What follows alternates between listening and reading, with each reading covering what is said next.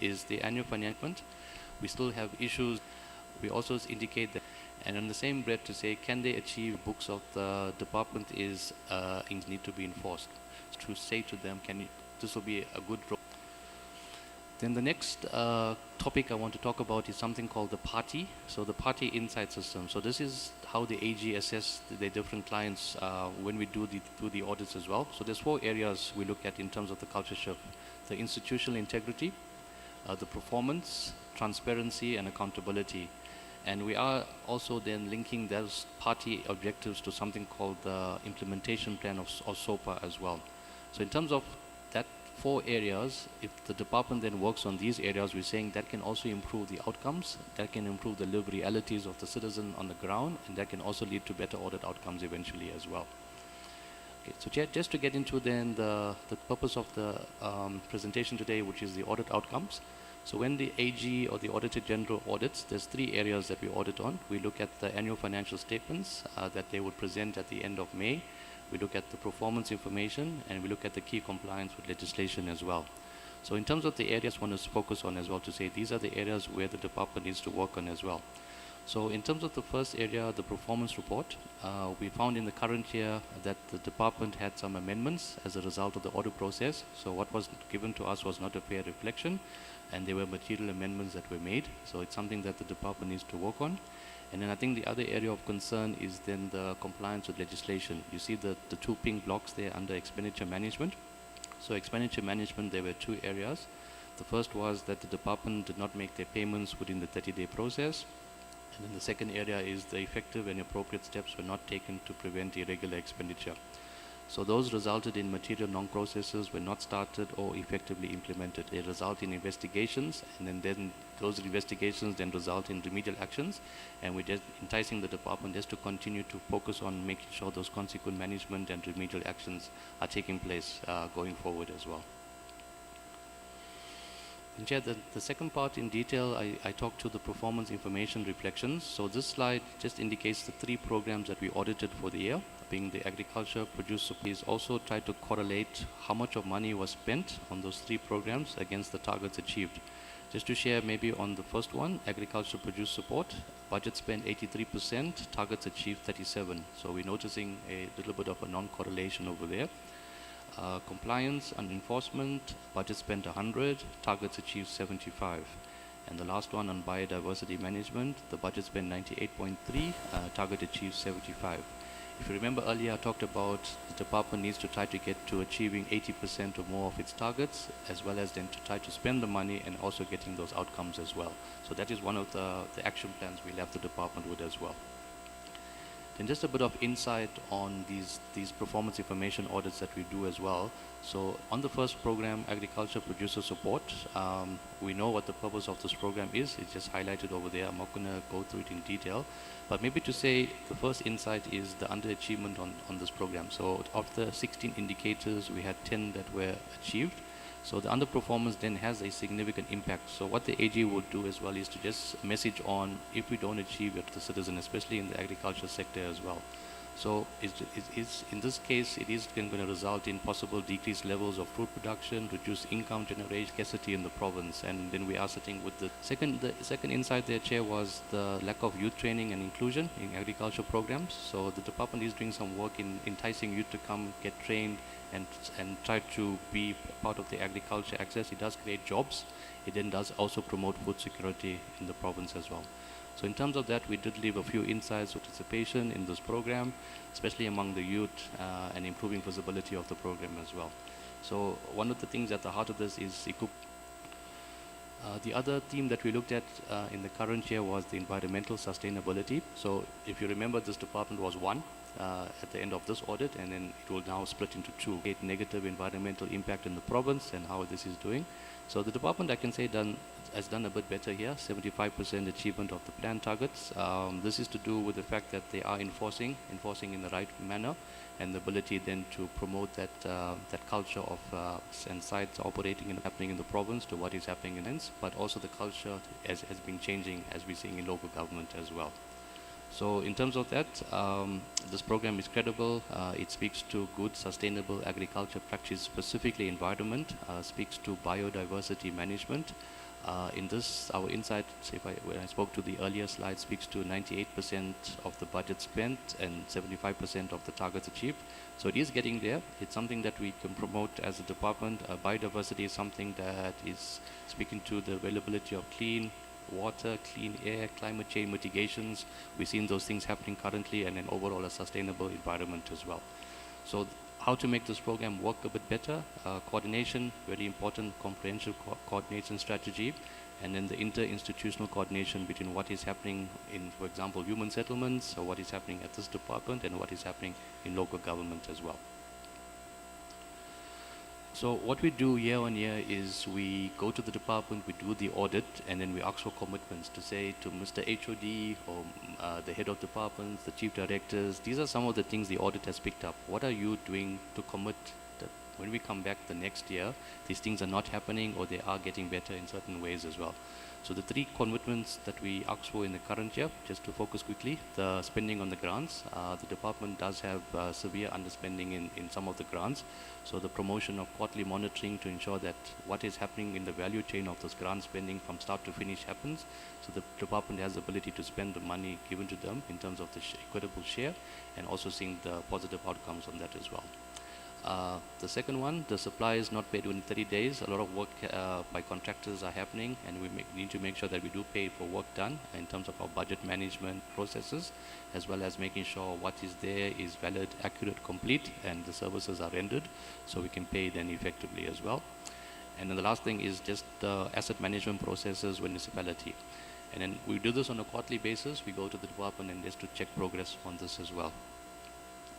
Ecosystem. So these are some of the care just on a high level to strengthen and monitor the achievement of the targets.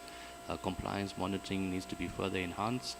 We need coordination. Fourth important one is our coordination with and support to municipalities, making sure that we have a tight focus on what we do as the one leg and making sure it does happen on the other side as well. And then the 5, which is the province-wide issue as well, is the need to refine the infrastructure delivery model and coordination between all the departments. So part of our mandate is to speak to MEC and to hear what she has to say. So we did leave her with certain commitments as well to pay special attention to the planning and monitoring process of the department, the consequent management processes, and holding HOD and the team accountable for their own audit action plans as well.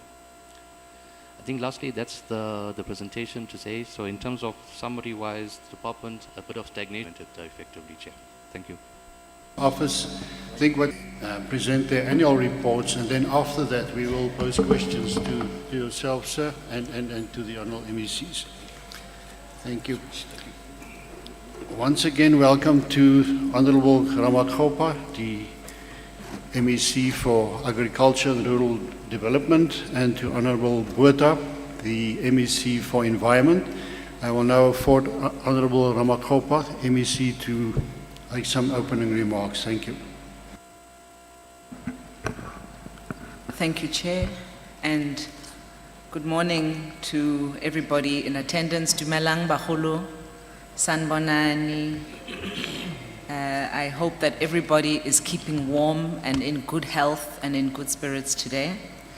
I'd also like to greet the acting HOD and the team from the Gauteng Department of Agriculture and Rural Development who are present today, and thank the community of Mogale City and Krugersdorp for availing yourselves today for this session. As the Gauteng Department of Agriculture and Rural Development, today we are going to be, as the Chair has said, presenting the performance from the previous financial year. And the performance, and you would have just heard from the AG about some of the challenges that still persist within the department. We maintain our 3 key objectives, Chair, which have been stated before, but I want to share with the community that our 3 key objectives are ending hunger, supporting smallholder farmers across the different value chains, and creating jobs, sustainable jobs.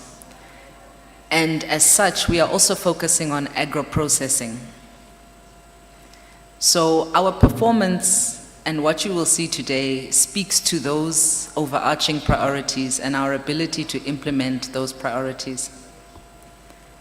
We have also in the last year undergone the separation between agriculture and environment, hence why myself and MEC Botha are now presenting separately. However, in many ways, there are still areas where we'll be reporting together. But we are happy to now report that the two departments are separate and are following two separate programs and two separate departmental budget votes from now onwards. So that also allows us to focus a lot more on agriculture and to work a lot closer with the agricultural community in Gauteng. And it's just again to pledge our commitment. We want to see agriculture growing. We want to see agriculture transforming. We want to see more women specifically participating in agriculture and more people with disabilities participating in the agricultural sector.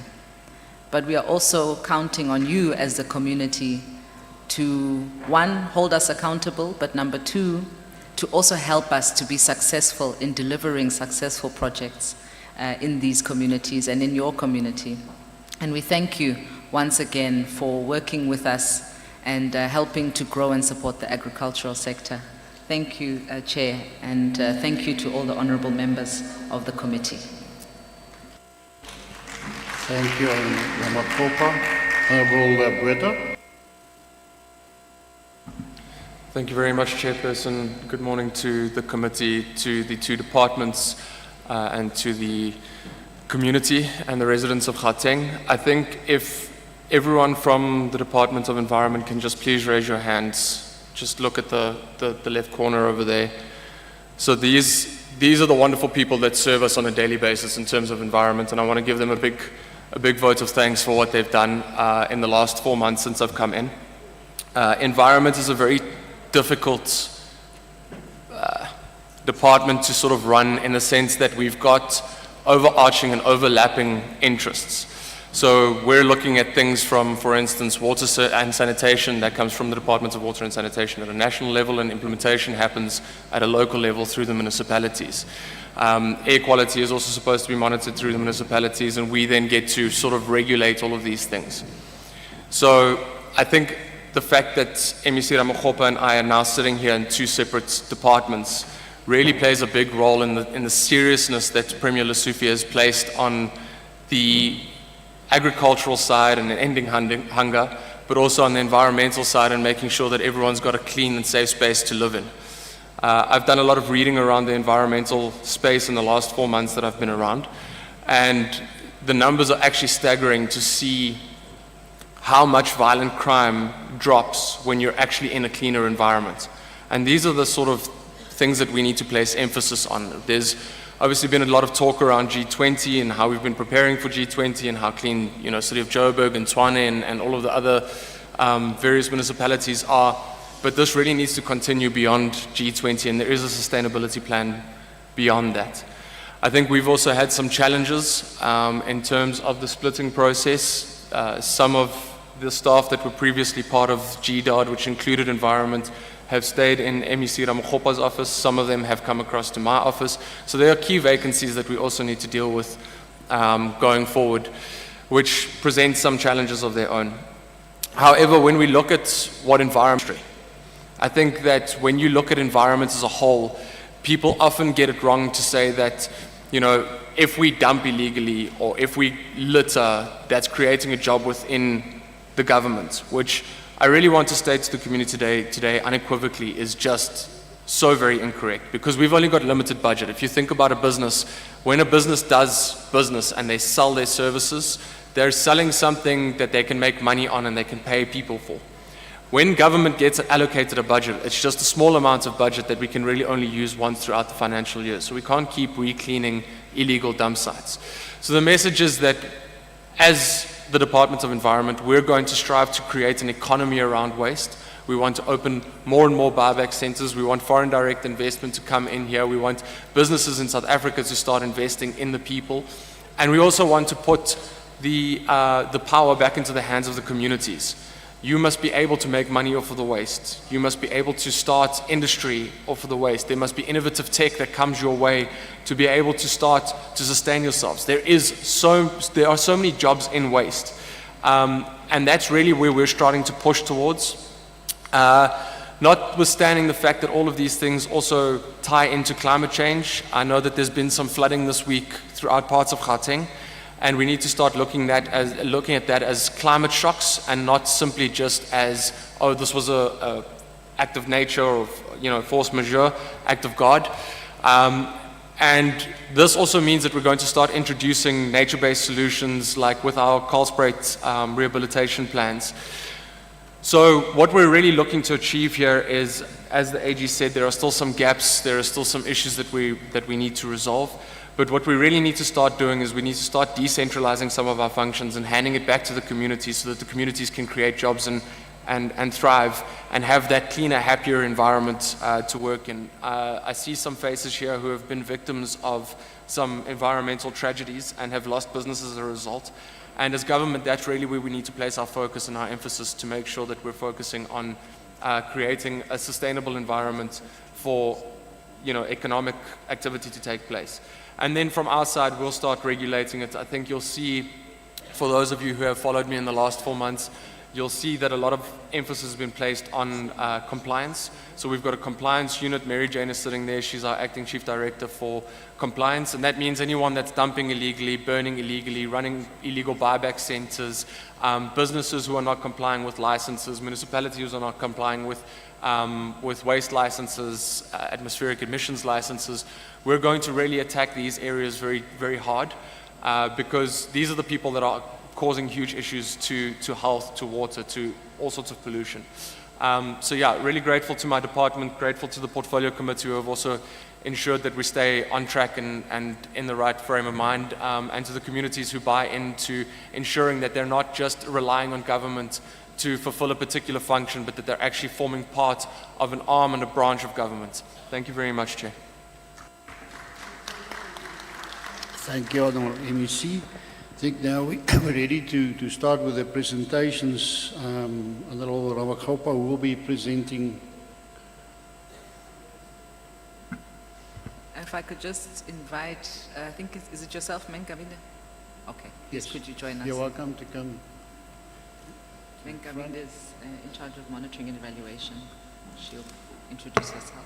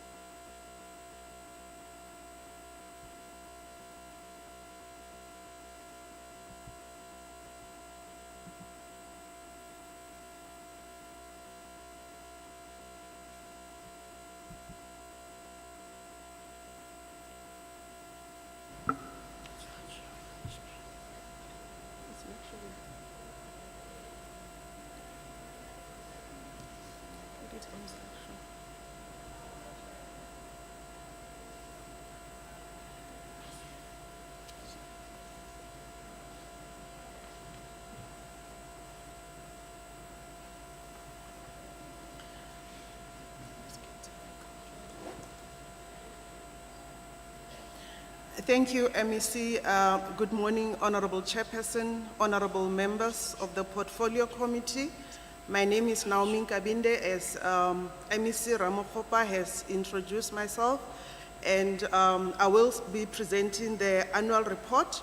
I must say that, Honorable Chairperson, is the presentation reflecting? Apologies, Madam. There it is now. Oh, Thank you. okay. And once again, good morning again, MEC Buota. So I will be presenting on behalf of GDADE. So at the time the report was consolidated, it was done for both the departments. So I will be presenting on behalf of Department of Agriculture and Rural Development as well as Department of Environment. So in terms of the agenda, both the agenda items will be covered. This is just the table of contents where I will just give a synopsis in terms of what transpired in 2025. So in terms of the purpose, the Department of Agriculture, Rural Development and Environment overall annual report at the end of 2024-2025 financial year is hereby presented. The overall performance for 2024-2025 financial year, it was at 76%. So in terms of the breakdown for environment, we were at 72% in terms of our achievement, and for agriculture and rural development, we were sitting at 74%. So overall, we were at 76% in terms of the combined reporting for both the departments. And the reported overall performance was a decline in terms of what would have been achieved in 2023-2024, where we were at 81%, so it was quite a decline. We are also noting the AG's recommendation that we really have to push to 80% in terms of our achievement. So this is just a breakdown of programs to align to what has been achieved for 2024-2025 financial year. So these are the areas of underperformance. Starting with financial management, against the set target of 100%, we were at 53% in terms of invoices paid within 10 working days of receipt. And the reason for deviation is that it was more on cash flow challenges that were experienced by the department at the time of reporting. And where we have not achieved in terms of procurement targets was mainly for people, persons with disabilities, and military veterans. But I must mention that for youth and women, we did achieve our targets. You'll see later as I present, as well as department spent in township, we did not achieve the target, mainly because when we request RFQIs for that financial year, most of the businesses were found to be non-tax compliant. AG has reported that we did not achieve a clean audit. We did receive an unqualified audit with findings, so we are working on the recommendations as AG has suggested. Under human resources, for people with disabilities employed with the department, it's one area where we did not achieve the set target. So there has been a 0.16 decline on the representation for people with disabilities as compared to the same period that other previous year. And this was as a result of resignations and transfers. And in terms of the vacancy rate, we exceeded in terms of the 10%, of which it is an underperformance because we are not supposed to go above what has been set as the vacancy rate. So against the set target of 10%, we were at 16%, and there are reasons for deviation, and there were posts that were granted permission to be filled by DPSA. And under agricultural engineering services, we did not achieve our target on number of agricultural infrastructure established, as well as hectares of agricultural land rehabilitated and number of green jobs.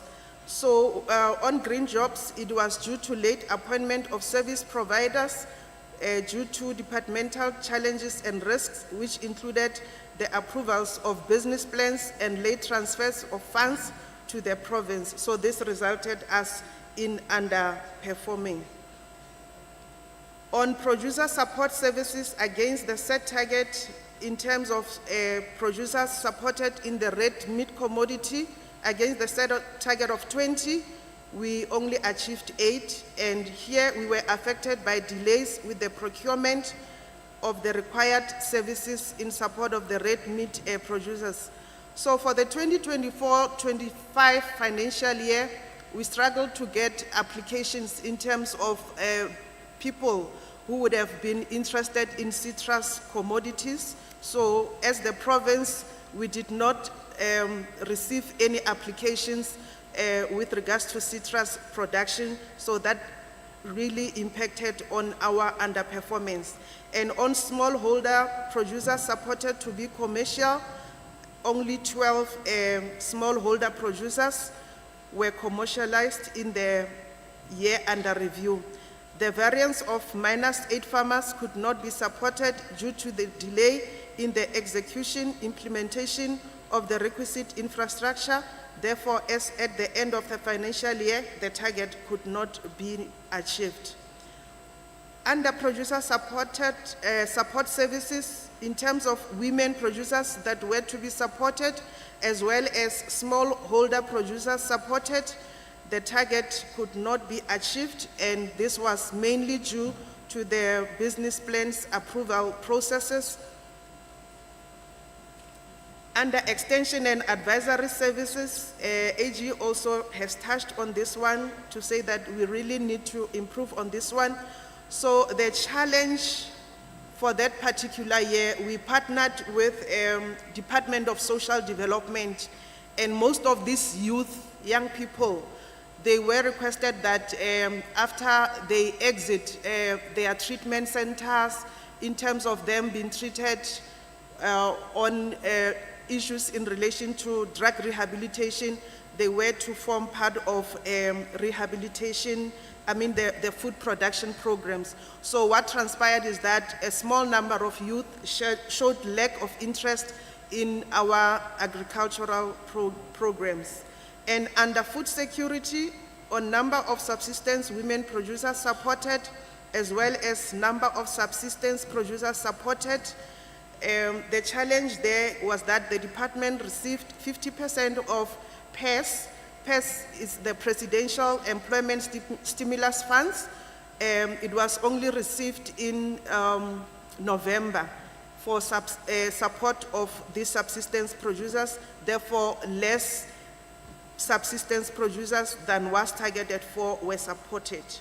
And on number of school food gardens, the annual target could not be achieved due to budget cuts.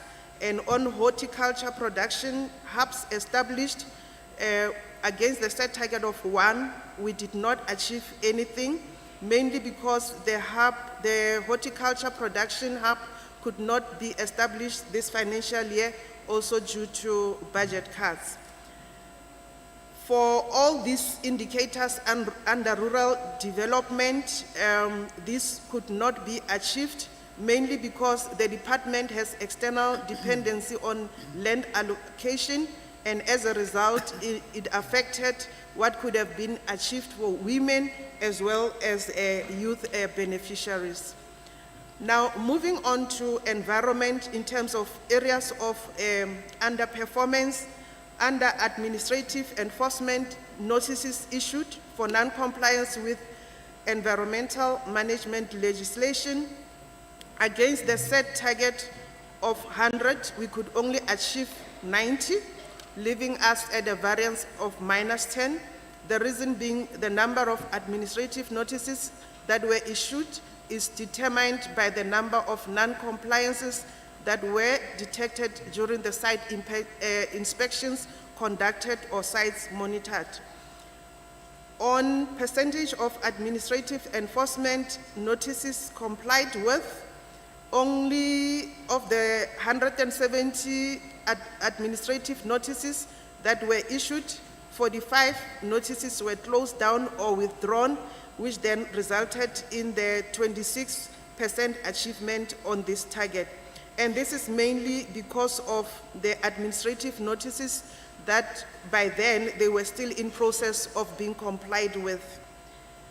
And in terms of designated environmental management inspectors in provincial departments and local government, we had a set target of 8, and we could not achieve the target as was set.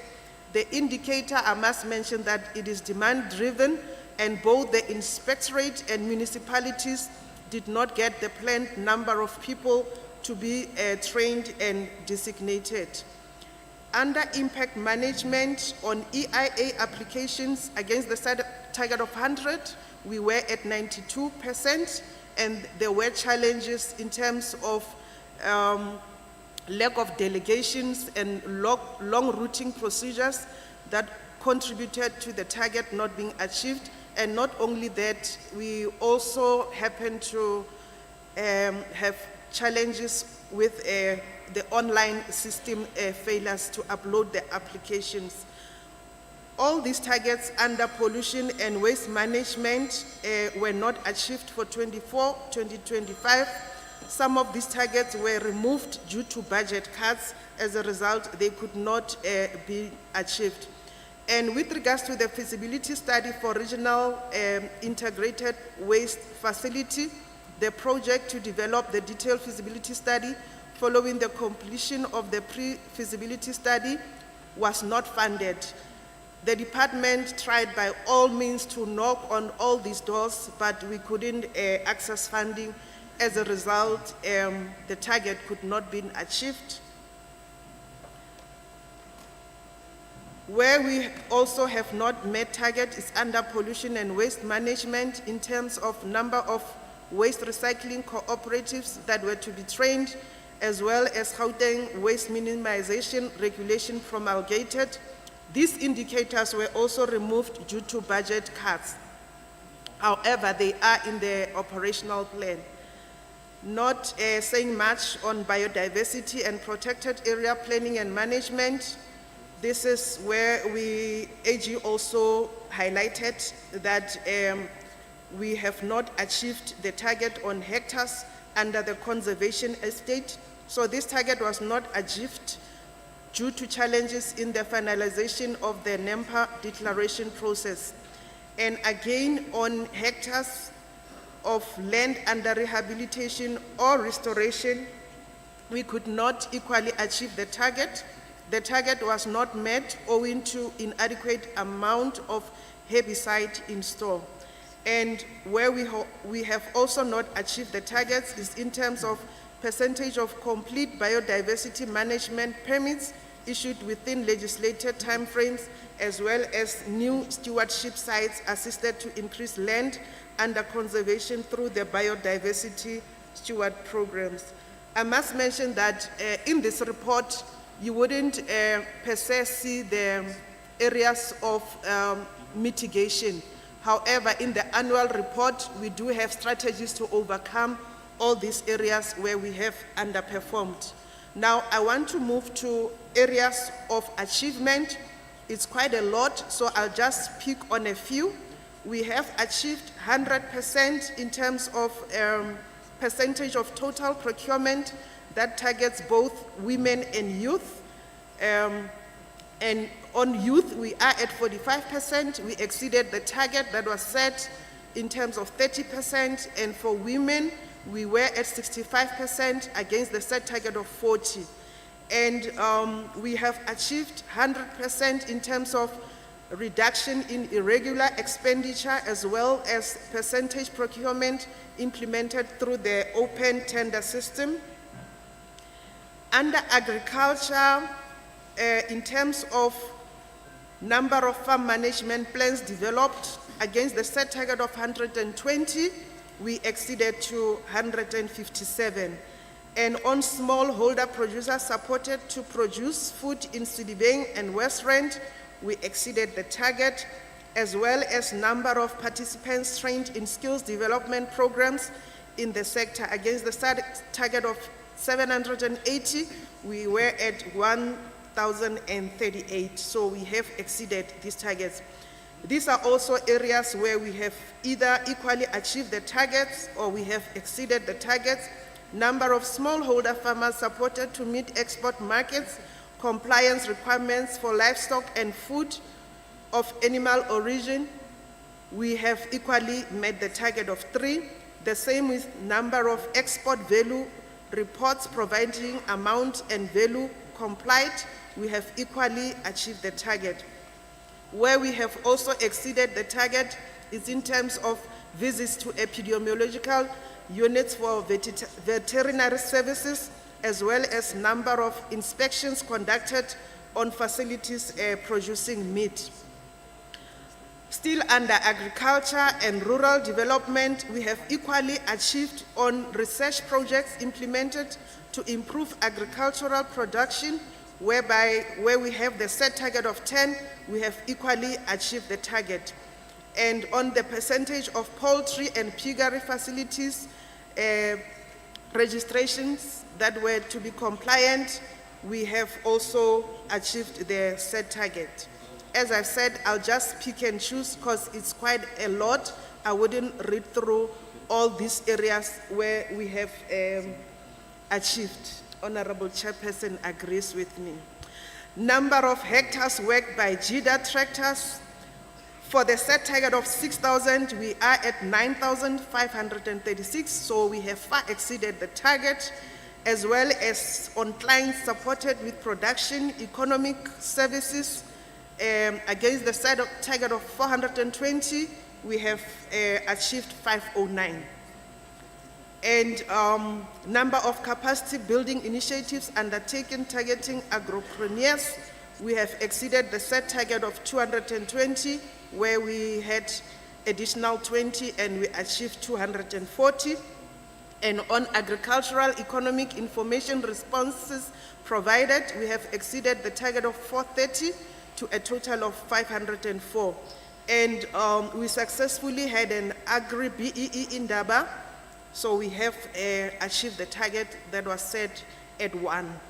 Number of home-based enterprises profiled in targeted households in all districts, we have exceeded the target. Now moving to areas of achievement under environment, all these targets either have been equally met or we have exceeded them. Even here, I'll just pick and choose. Number of functional environmental information management systems maintained, we have equally achieved the target of 3. And in terms of climate change response interventions implemented, we have equally achieved the target. And on number of compliance inspections conducted, we have exceeded the target of 270. And in terms of S24G applications, we were at 100% in terms of our achievement. Again, the 100% in terms of complete AELs, these are atmospheric emission licenses issued within legislated timeframes, as well as number of complete waste license applications finalized within legislated timeframes. We have also exceeded our target in terms of number of waste receptacles procured in the TISH communities. We know that with the TISH is our townships, informal settlements, our CBDs and hostels. So we have exceeded the target that was set for us. What stands out also in terms of our achievements, number of trees greening planted, against the set target of 100,000, we were at 132,762. I will then allow Barry to do his part, and then I'll come back again for the next item on the agenda for Q2. Thank you, Chairperson. Thank you very much for that presentation.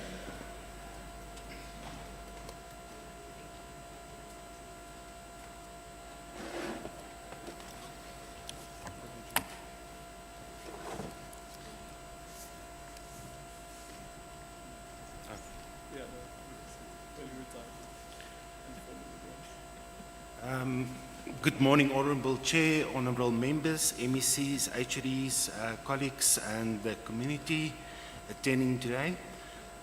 So I will be taking through the financial performance information of the Department of Agriculture, Rural Development and Environment We were one department still in the 24-25 financial year. Looking at the performance per program, the department had 3 programs. It was Administration, Program 1, Program 2, Agriculture and Rural Development, Program 3, Environmental Affairs. The first part of the column, or 4 columns, just indicate the performance for the 24-25 financial year, and the latter 4 columns indicating the performance for the previous financial year, 23-24 financial year. Administration is sitting at 99%. The previous financial year it was 96, so there was just improvement there.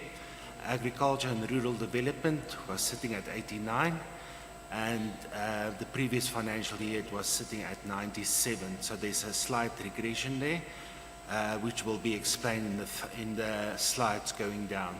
Environmental Affairs, 99% spent for the 24-25 financial year, and 99.2% spent for 23-24 financial year. Just looking at the economic classifications part, again, just high level, compensation of employees for 24-25, we spent 99, goods and services 98, transfers and subsidies 52, payments for capital assets 56, and then the total spent for the department for 24-25 is 95 in comparison to the 98% achieved in 23-24 financial year, so the slight 3% regression. Just moving on, so like I've indicated, is the 95% spent for the department and the 3% under expenditure. Overall, the department then achieved the 95. Administration, like I've indicated, is the 99%, is the 1% under expenditure, and that just relates to the vacancies not yet filled in Program 1. Program 2, Agriculture and Rural Development, I think Meka Nkabindi did report on this issue of underperformance, which relates then to Program 2, Agriculture and Rural Development. Part of this under expenditure can be attributed to the fact that the conditional grants business plans, they were only approved late in the financial year because of internal issues, internal departmental process that took longer to finalize. The department did that we didn't transfer to one of the beneficiation holding accounts, as well as the second tranches for our conditional grants were approved late in the for the end of the financial year. Transfers and subsidies. So this form part of our beneficiation holding accounts, again, where I indicated to say that we couldn't effect some of these transfers because of the investigations as well as the performance of these beneficiation holding accounts. The department then took a performance of them are being addressed. Capital assets, again, is just indicating to say that projects, and that delay was because of the finalization of the signing of the MOU between the department. Total cost that we received is 107.3 million. We spent 59.5, and the 55% under expenditure. Ilima Letsima of the 27.5 million, we spent 27 million, and this is just a 500,000, 98%. Land care was allocated 6.3 million, we spent 3.6 million, and that's 57, and EPWP incentive grant we spent 100%. Moving on then to rollovers, so part of the conditional grant money that we underspent, the department did make a submission to Provincial Treasury, and a rollover request was made of 12.7 million. So the care is 1.7 million Provincial Treasury. Looking at the revenue, the department total revenue projection for the 24-25 financial year was 16.8. The department collect 25.6 million, which is over collection of about 8.8 million and an achievement of 152.54% collection on revenue. The main revenue streams, the sale of goods and services, which is then broken down on mainly your veterinary services, import-export certificates, your nature reserve, entrance fees to nature reserves, as well as some of the overnight facilities that was open that we're collecting revenue on, as well as your fine, penalties and forfeit collected money on that. Chair, I think then that's just the end of the presentation. Thank you so much. Thank you. Thank you for that. Before you go, honourable members, Bentus in front of you to answer.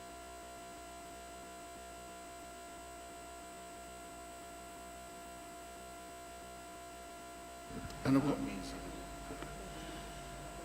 Oh yeah, you can sit there. Thank you. I'm going to allow the honourable members to ask some questions to the presenters. Honourable members, you're welcome. Honourable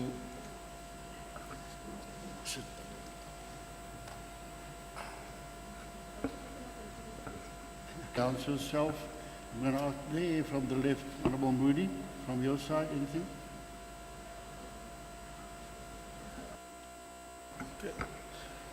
Good morning. My name is John Moody. I'm a member of this committee.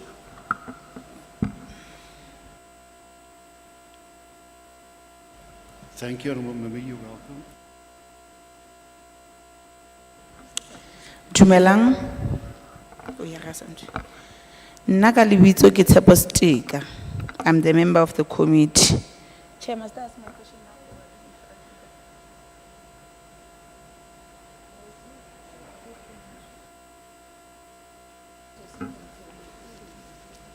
now? You're All right.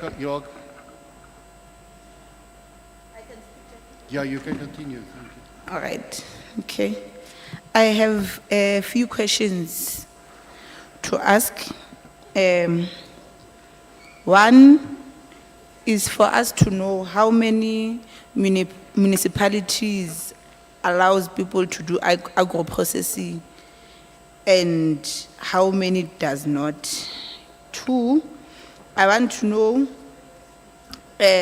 how can the department address the significant underperformance on key indicators that negatively impact food security. Then number three, I would like to ask, given the material of non-compliance issues identified in the audit, what concrete steps will be taken to improve financial management and accountability within the department? And then the other one is the vacancies that the department has. When are they going to be filled? And then the last one is, has all the monies that had been used to pay salaries for the staff in Q1, since they never had proper salaries or money as yet, since now they have money, can they please tell us if they are going to pay back or what's going to happen? Thank you, Chair. Thank you, Honourable Siteka. Sanibonani. Ngosibusiso wakwanyathi imember ye-committee. Imbuzi khona. As you indicated that a large number of young people did not show interest in food production program after rehabilitation, what have you done in developing interest for those young people to be part of the program? Is the department have plans to develop interest of food production in young people generally, not only those who are enrolled on the program? Thank you. Thank you, Honourable Nyasi. Honourable Mason. Thank you, Chairperson. Good morning, Chairperson, honorable members. the staff, supporting staff, and the colleagues, a member of this committee. Chairperson, I would like to say the few remarks. It is really disappointing to see that the department continue to fail in ensuring to reach their set target, Chairperson.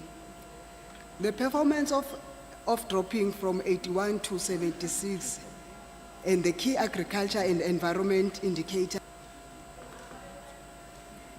Communities that rely on food, they still suffer to date. That raise a concern as a member of this committee. And for quite some time, we don't have, in supply chain, we don't, in the procurement, we don't have a director and a deputy director, which I think as a result that contribute in terms of not reaching the targets that are set by the department. I just want to check with the MEC, until when are we going to not have the deputy director and the director on the procurement department?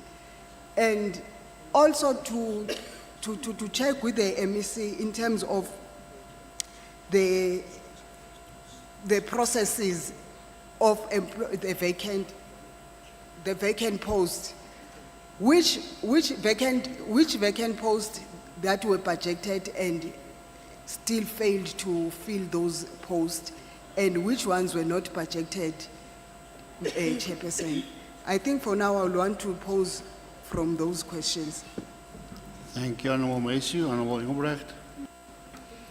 Chairperson, thank you, and thank you to the presenters, the AG and the department for the annual report. I have got several questions, and if you'll allow me, I just want to highlight the critical failures that have been exposed today, and I concur with my fellow colleague to say that I think we are all very, very disappointed. We were really hoping there would be huge changes in this department with the new management. I just would like to just highlight, farmers were left when we're looking at small R1 million income threshold, and this is and we saw nothing. This was rehabilitated out of a target of 1,450. It is clear that agricultural land is becoming degraded faster than what the department collapsed. 0% of agricultural land was allocated to youth, and this is catastrophic in our province, with youth unemployment exceeding 45%. Parks were upgraded. We've weak systems for disease surveillance, there's rising costs of vaccine imports, and there's limited readiness for emerging zoonotic diseases. It's very clear that program improvement, and I do need to congratulate the department, it was the support for women in terms of agricultural enterprises, and the support for youth for agricultural enterprises, and micro-based agro-processing. However, these are small wins, and they're overshadowed by the massive failures in core agricultural programs. Now, Chair, if you'll just allow me, let me just go to my look at the Auditor General's findings. We're looking at weak procurement controls. We're looking at non-compliance with legislation. We're looking at failure to prevent irregular expenditure, poor contract management, general findings over multiple years. If we're looking at the major risks identified in the Auditor General, we've got skill shortages in infrastructure and veterinary services, there are delays in disease reporting, there's inadequate internal control for farmer funding, projects are halted due to poor or missing portfolio of evidence, and emerging risks of corruption in agri-support programs. And these are all issues that erode trust in our rural communities. To my right page. And what I did, Chair, I compared the annual report to Q1, and I need to mention that. Tragically, it has regressed from the annual report of last year to Q1 and Q2. I'd like to ask the department, as in terms of the infrastructure project, and then what accountability actions are being taken against the IDMS officials for continuous non-performance. In terms of the conditional grant underspending, only 65% was grants in 24-25, and then the underperformance continued in Q1 and Q2. Commercialization, why and what % outcome? Cultural land allocated to youth, and when, and what is the new plan to ensure? What caused the collapse in land rehabilitation? Why has zero land been rehabilitated? And what emergency plan has been implemented to prevent further soil degradation? In terms of our supply chain management capacity and procurement failure, why were there no supply chain management director or deputy director appointments for the first 4 months of 25-26? And why has consequence management not been implemented for repeated Auditor General findings? In terms of our veterinary services, what is the current status of foot and mouth disease outbreaks? And when will we have a designated foot and mouth disease abattoir? And what additional resources are being provided to strengthen disease surveillance? Program 2 underspend 11%. And Thank you, Honourable Engelbrecht. Honourable Muller, you're welcome.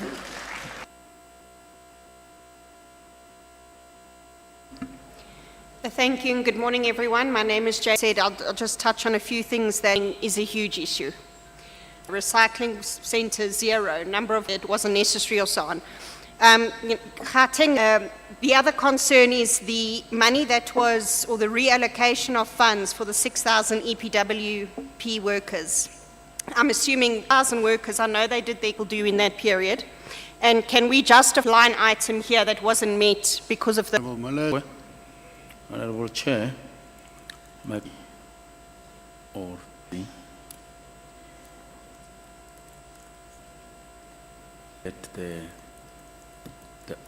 the answer, and then I will wait for the environment to come and present so I can continue with my question. So I want the answer on that. What is the impact of the splitting of this? Presentation, you like the department has underperformed at so many percentage.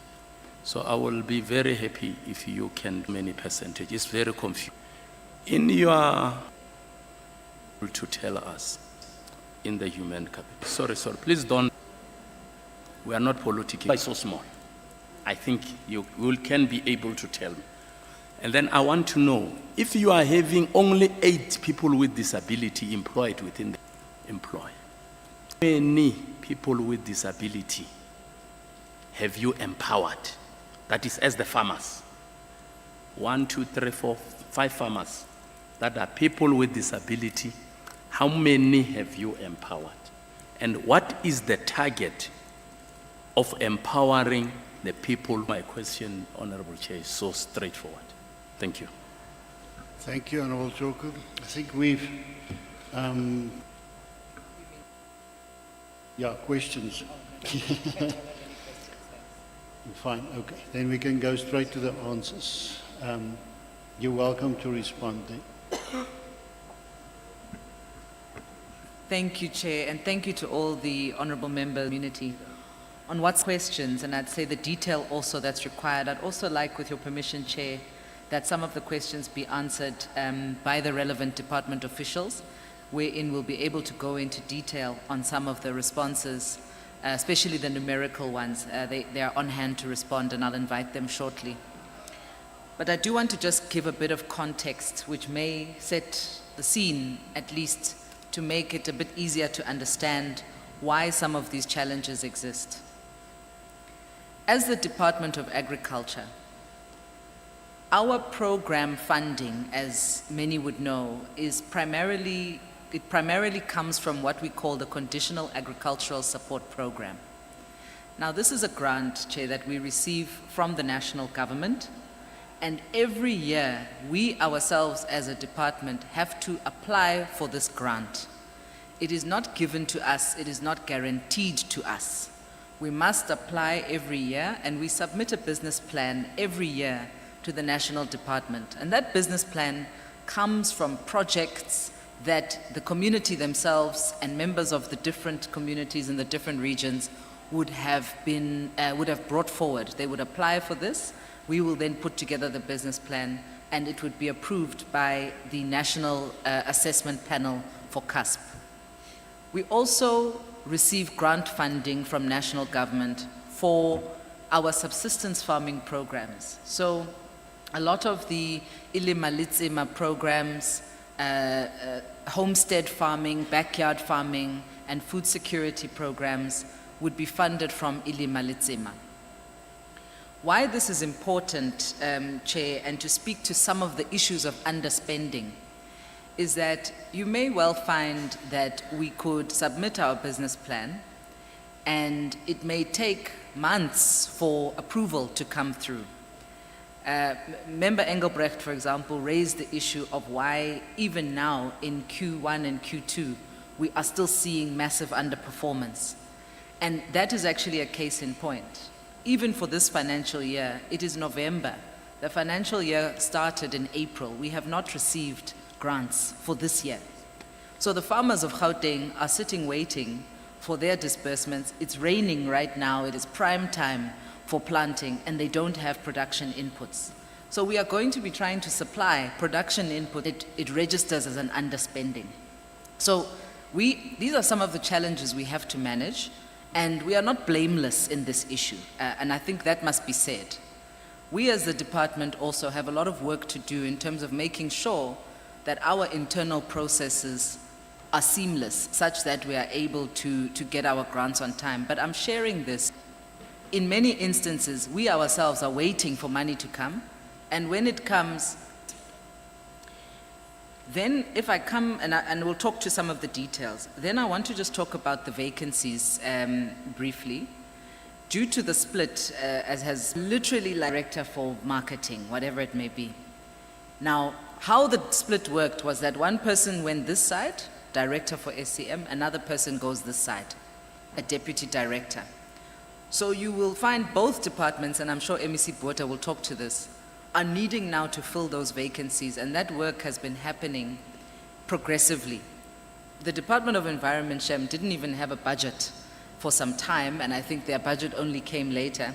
And even on the side of agriculture, we have had to now start the work of filling those vacancies. But the committee will be comforted to know that we have now filled the Director SCM position as of 1st of November.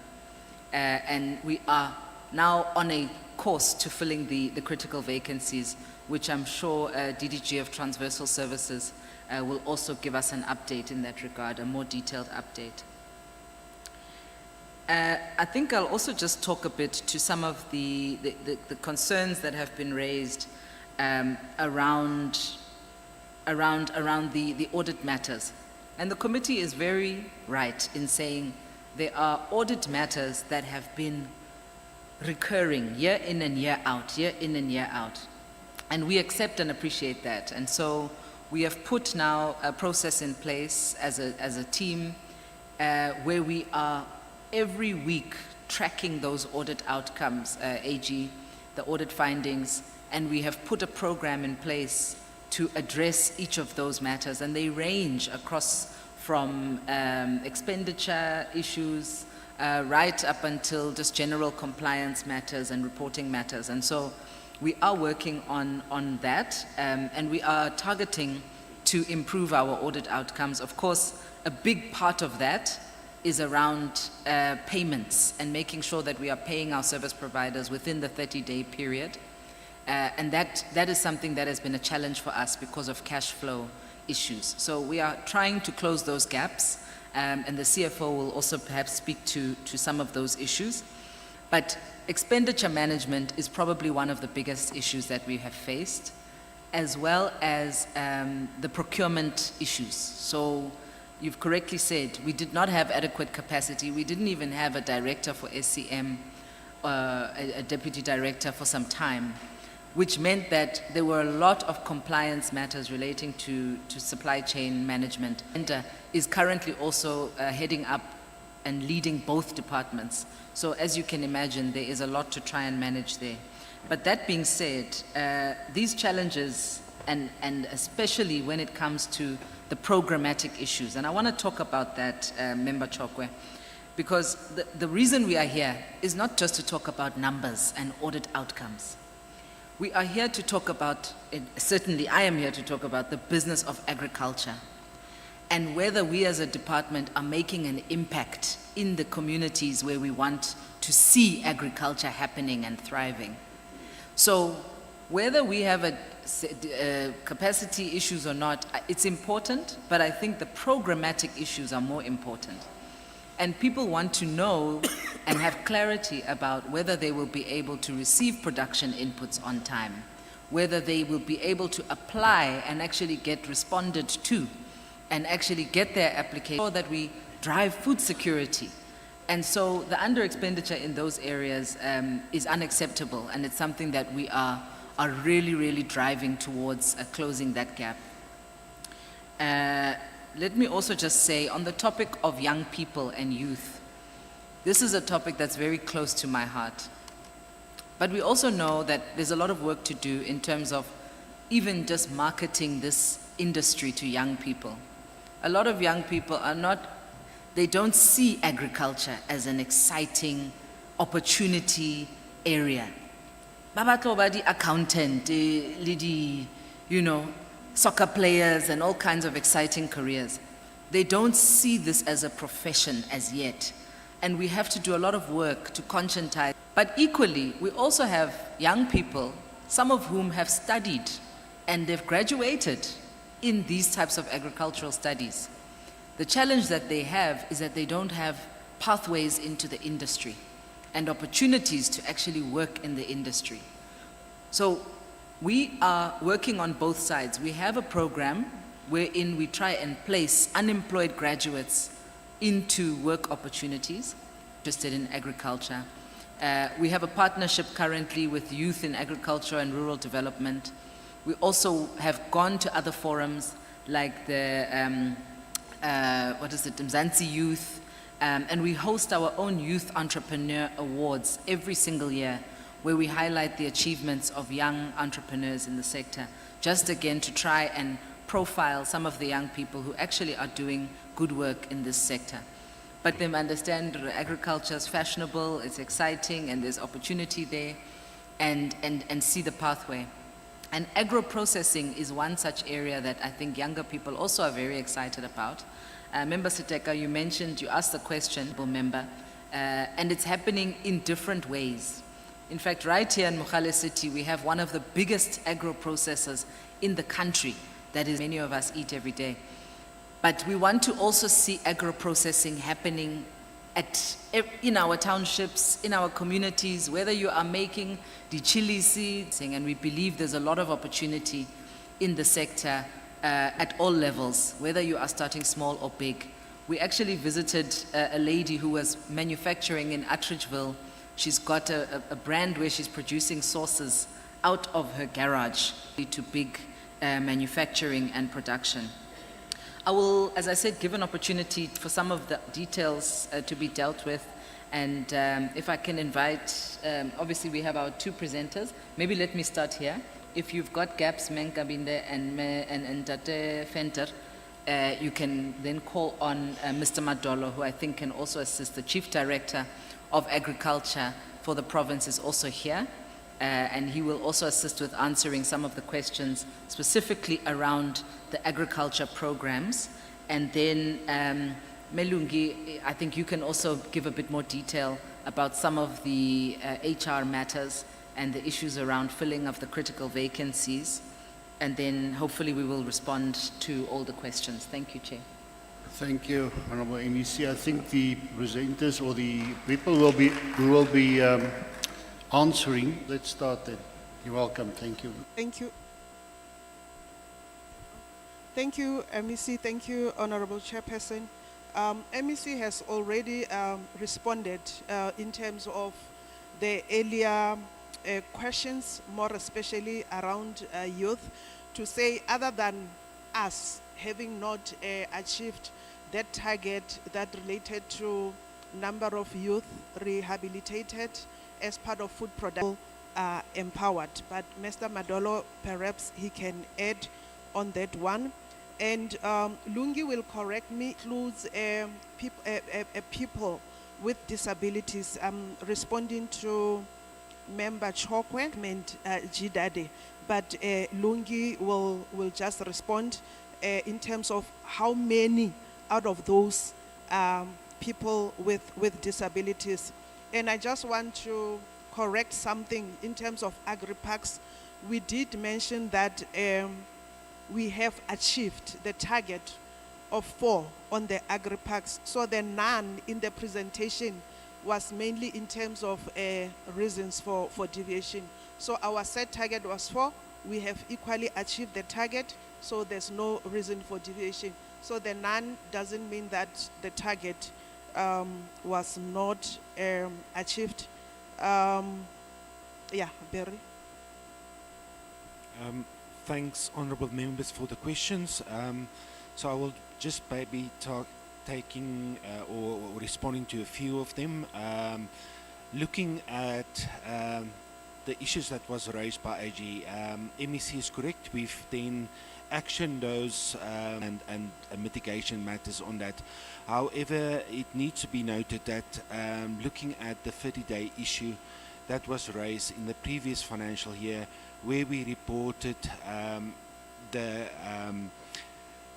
financial, we can call it financial constraints or cash availability to pay our 6,000 EPWP workers, because we still were one department to then execute some of its performance targets. For instance, it's zero performances that we've the actual work performed by these EPWP workers I think will be explained by the line functions, but just the impact on that on our 30-day performance achievement for the 24-25 financial year. Just linking the 30-day performance to the 25-26 financial year, because of the split of the department into departments, each department has now been allocated their own budget or vote. So from the 1st of April, there were some two-thing issues as well as system-related issues that prevented the department from spending from the 1st of April. First of all, there was a change from a V5 to V6 system on SCOA. The placing of the budget on SAP also causes a lot of the actual start of paying service providers, as well as the procurement process, to start with the procurement of the department in the first quarter. But what I just wanted to link back to the 30-day payment is the issue of the payment of service providers. So from the 1st of April, because we were still one department, we had one SLA, for instance, for instance, your Vodacom, your MTN, G Fleet. Linking that back to that is also your security services that was performed by one company. So in order for the department to split that, were then used to recover these costs then from environment. Unfortunately, also because of the capacity issues in legal services, we haven't finalized that splitting of SLAs with service providers as yet. We are targeting the end of the third quarter. By that time, there will be separate SLAs and POs being created, but currently the department are claiming back, and these claiming back of these costs from the Department of Environment do have an impact on our cash availability to pay our service providers in 30 days. The department are, however, managing that, but yeah, it's already a non-compliance to the department on our 30-day expenditure. I think I'm covering the expenditure part. I'm not sure. Mr. Maduro. Thank you, Chair. And thank you also to the honorable members, MECs. Let me start with the apologies with the issue of the agricultural land rehabilitated.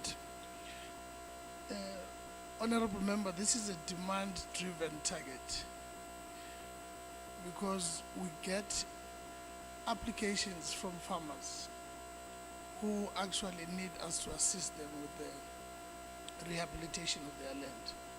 And this comes through our extension officers. And then we process that information so that we are able to assist them to rehabilitate their land. And this is funded from the conditional grant as well, which is the land care grant.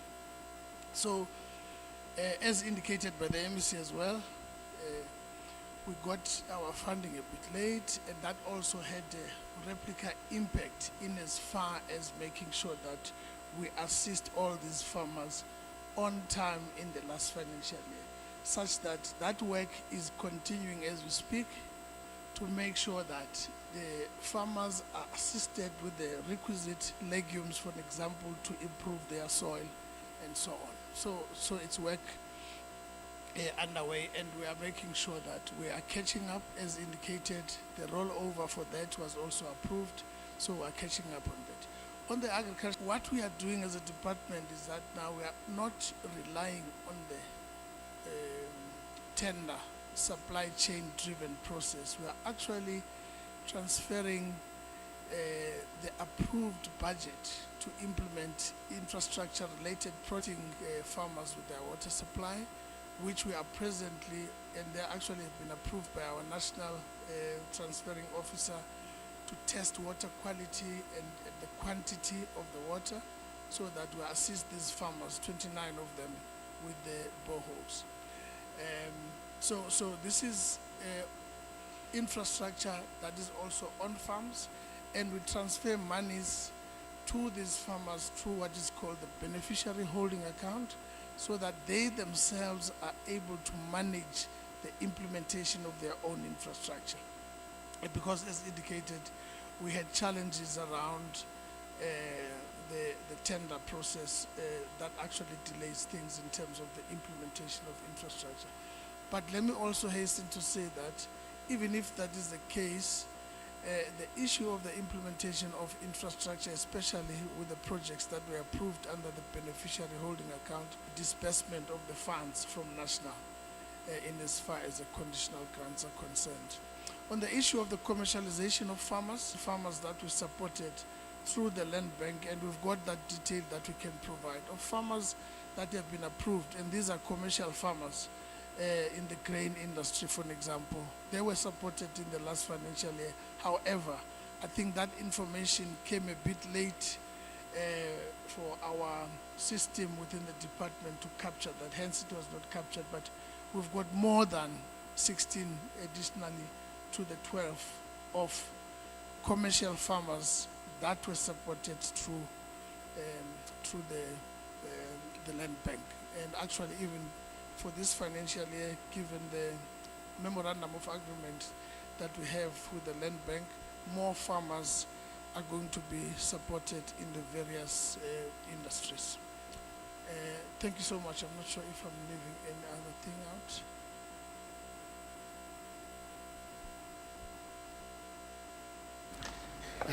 Thank you. So before you continue, Madam, our presenters must just keep their mouths near the mic for the transcription, for the recording, to be quite clear. Thank you.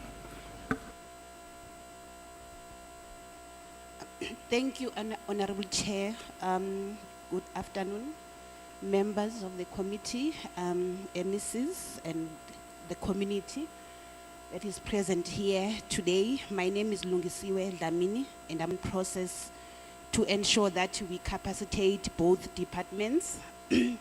So what has happened is that in terms of the recruitment plan, we have advertised 78 posts that are funded. Those positions for environment, it's 46 positions, and for agriculture, it's 32 positions. So with that, for environment, 19 posts have been filled to date, and for agriculture, 14 posts have been filled.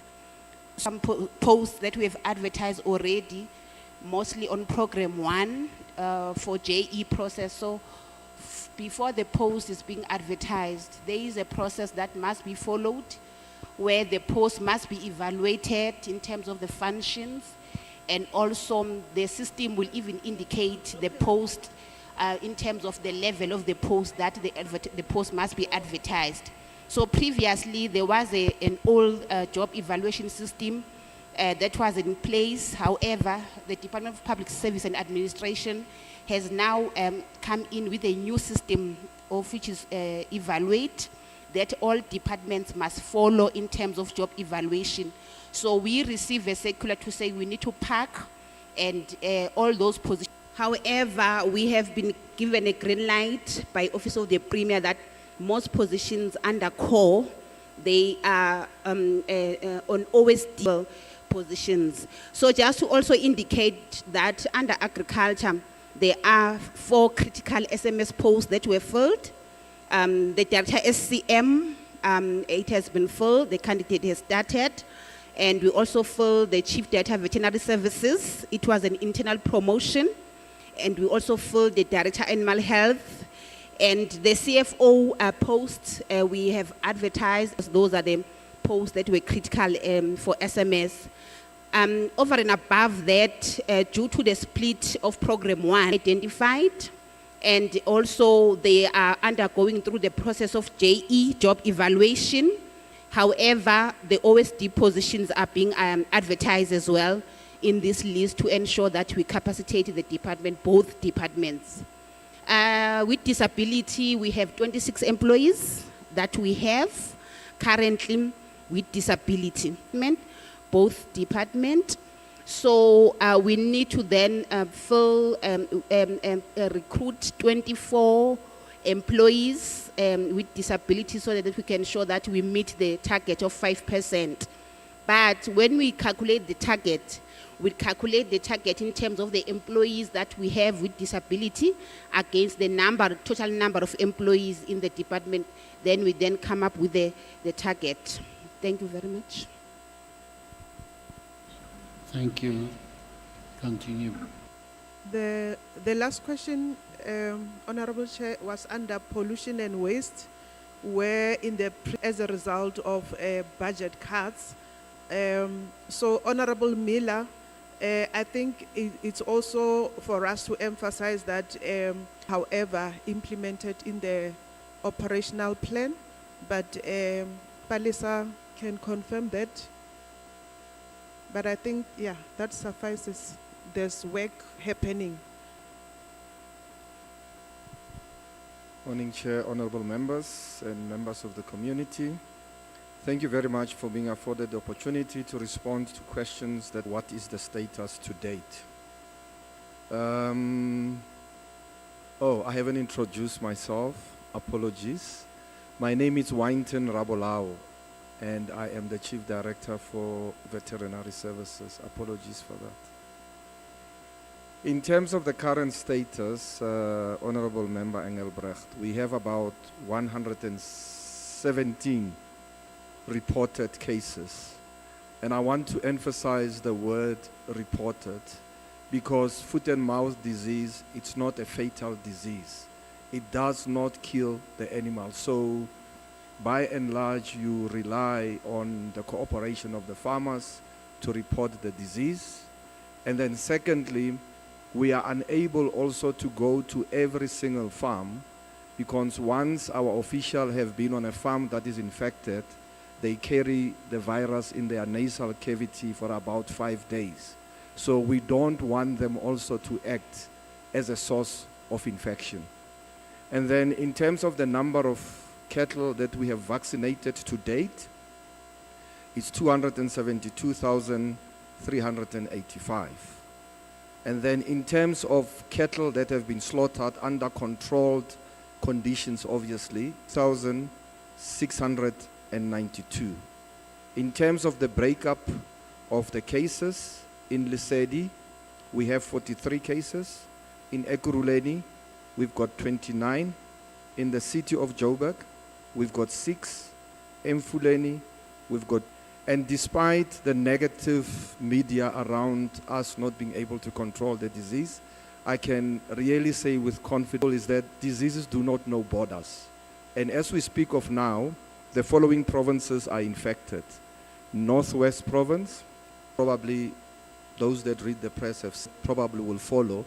It's going to be that the soft borders between the provinces contribute to our inability to really support from the law enforcement agencies.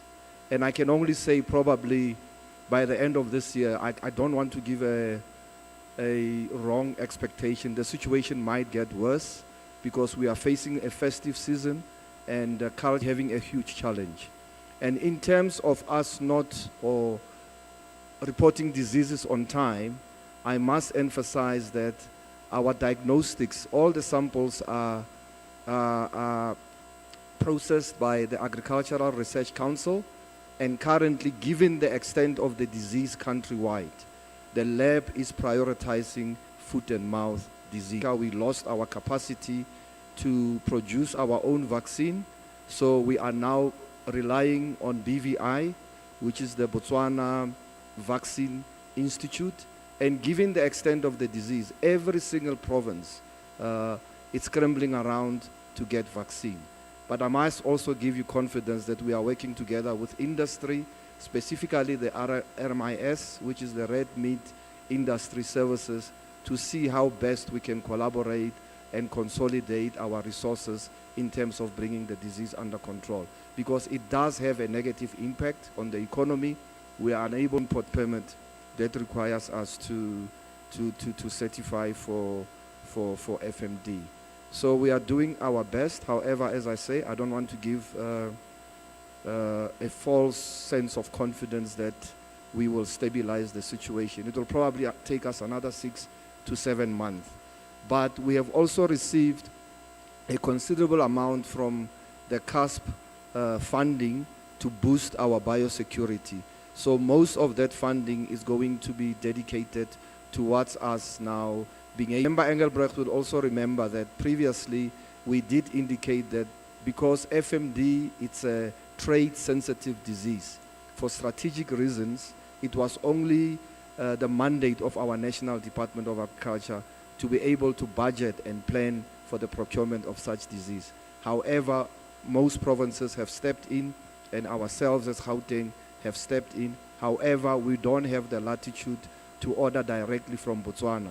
So we will be working through our national department and also our understored biological products to be able to get the vaccine so that we can be able to vaccinate as many cattle as we can.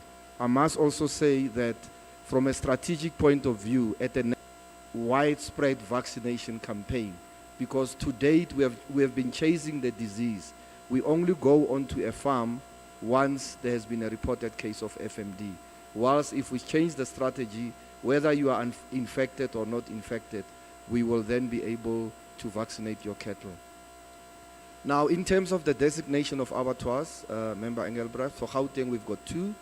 It's Morgan Beef and VMP, which is Vereniging Meat Producers. So Morgan Beef currently is predominantly slaughtering cattle from their own feedlot, which is in Mpumalanga. However, they've also extended. Thank you. Are we through with the response, Honourable MEC? Thank you very much, Chair. So again, I think the questions are very, very relevant, particularly when you look at environments. It's one of two things. Either you can't see it at all, or you can see too much of it. And with that, I mean, if you consider air, same, you know, you've got very small particles in very, very large bodies, both air and water. But when it comes to waste, that's something that's very obvious. Very Fulani, we've already started to work on a plan with regard to how we're going to turn this around. I went there about 2 weeks ago, and the plan is already in place. It's going to be presented to me shortly.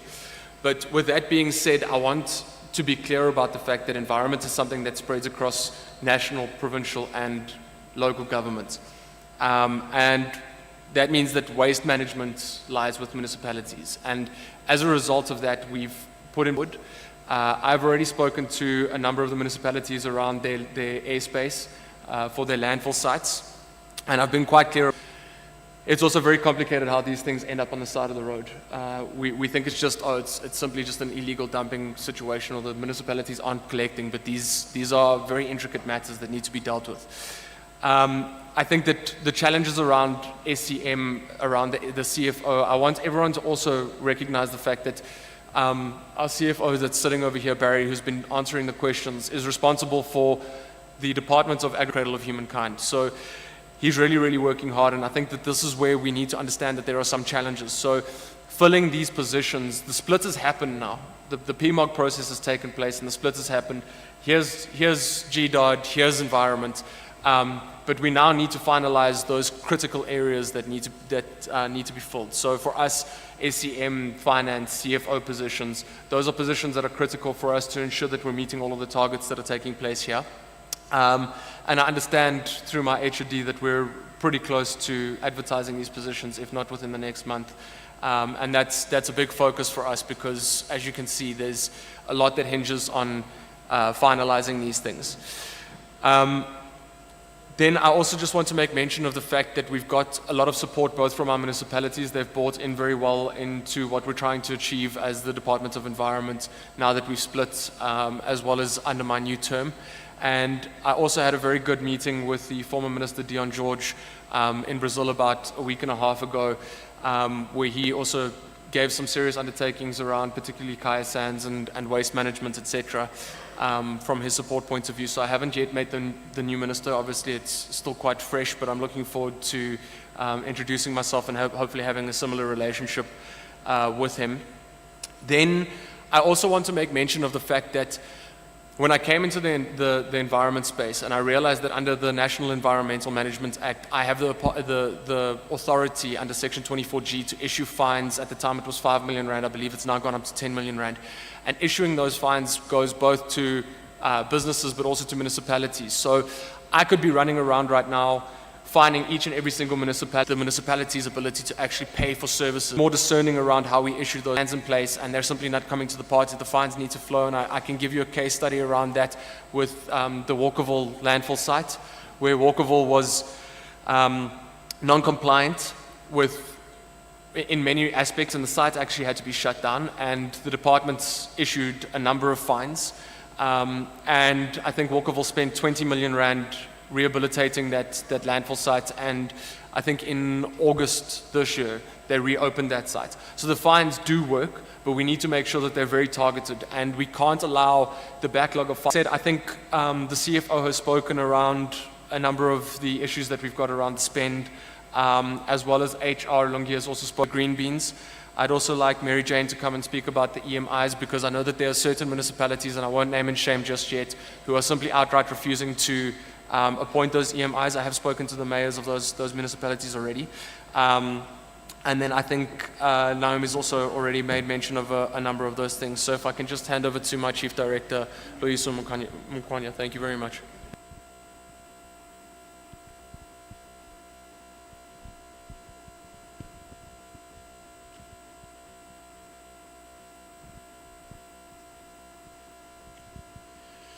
Good afternoon, sir, of the committee, ladies and gentlemen, colleagues. I'm going to take the question. MEC has addressed all the questions. I'm just going to expound a little bit on the question from on the waste. There was a diversion, or what we call internal reprioritization of resources, and it affected couple of indicators, one being the regional waste management facility, the undertaking of a feasibility study thereof. Indicator number 2 would have been the roll-up and upgrade of buyback centers in Gauteng. And then indicator number 3 will speak to waste minimization regulations.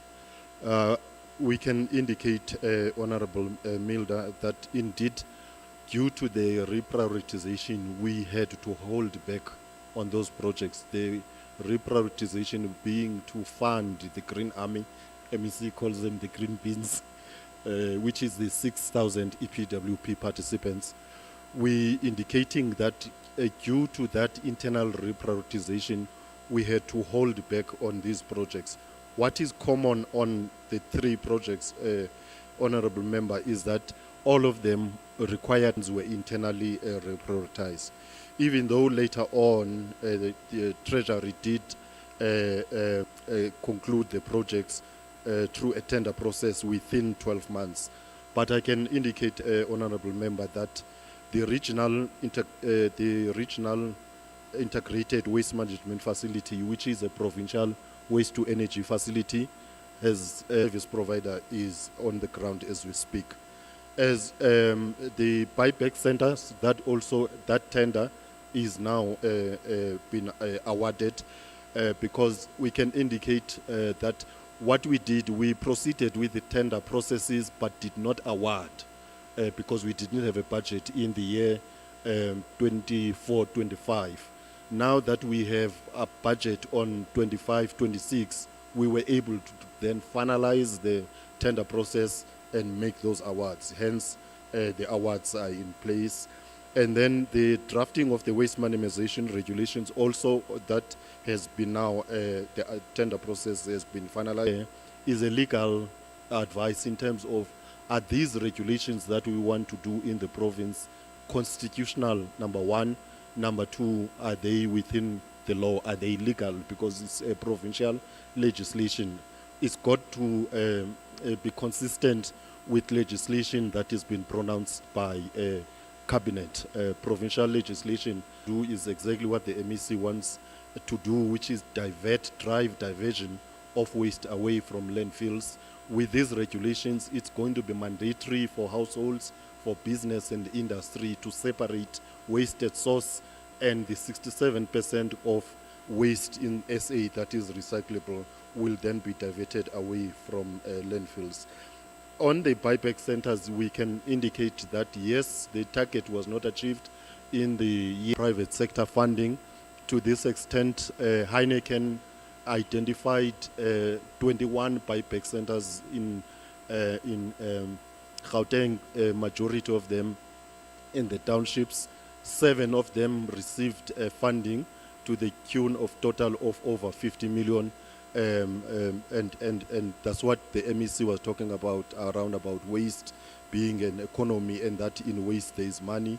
You can set up a buyback center, you can collect streams of waste, and you can sell to recyclers like a collector can. And I think I've covered the questions on the indicators on waste management that we not achieved. My colleague is here to speak on the EMIs. Good afternoon, Honorable Chair and Honorable Members. Dumelang Bagolo. My name is Mary Jane Ramahlodi. I'm the Acting Chief Director for Compliance and Enforcement.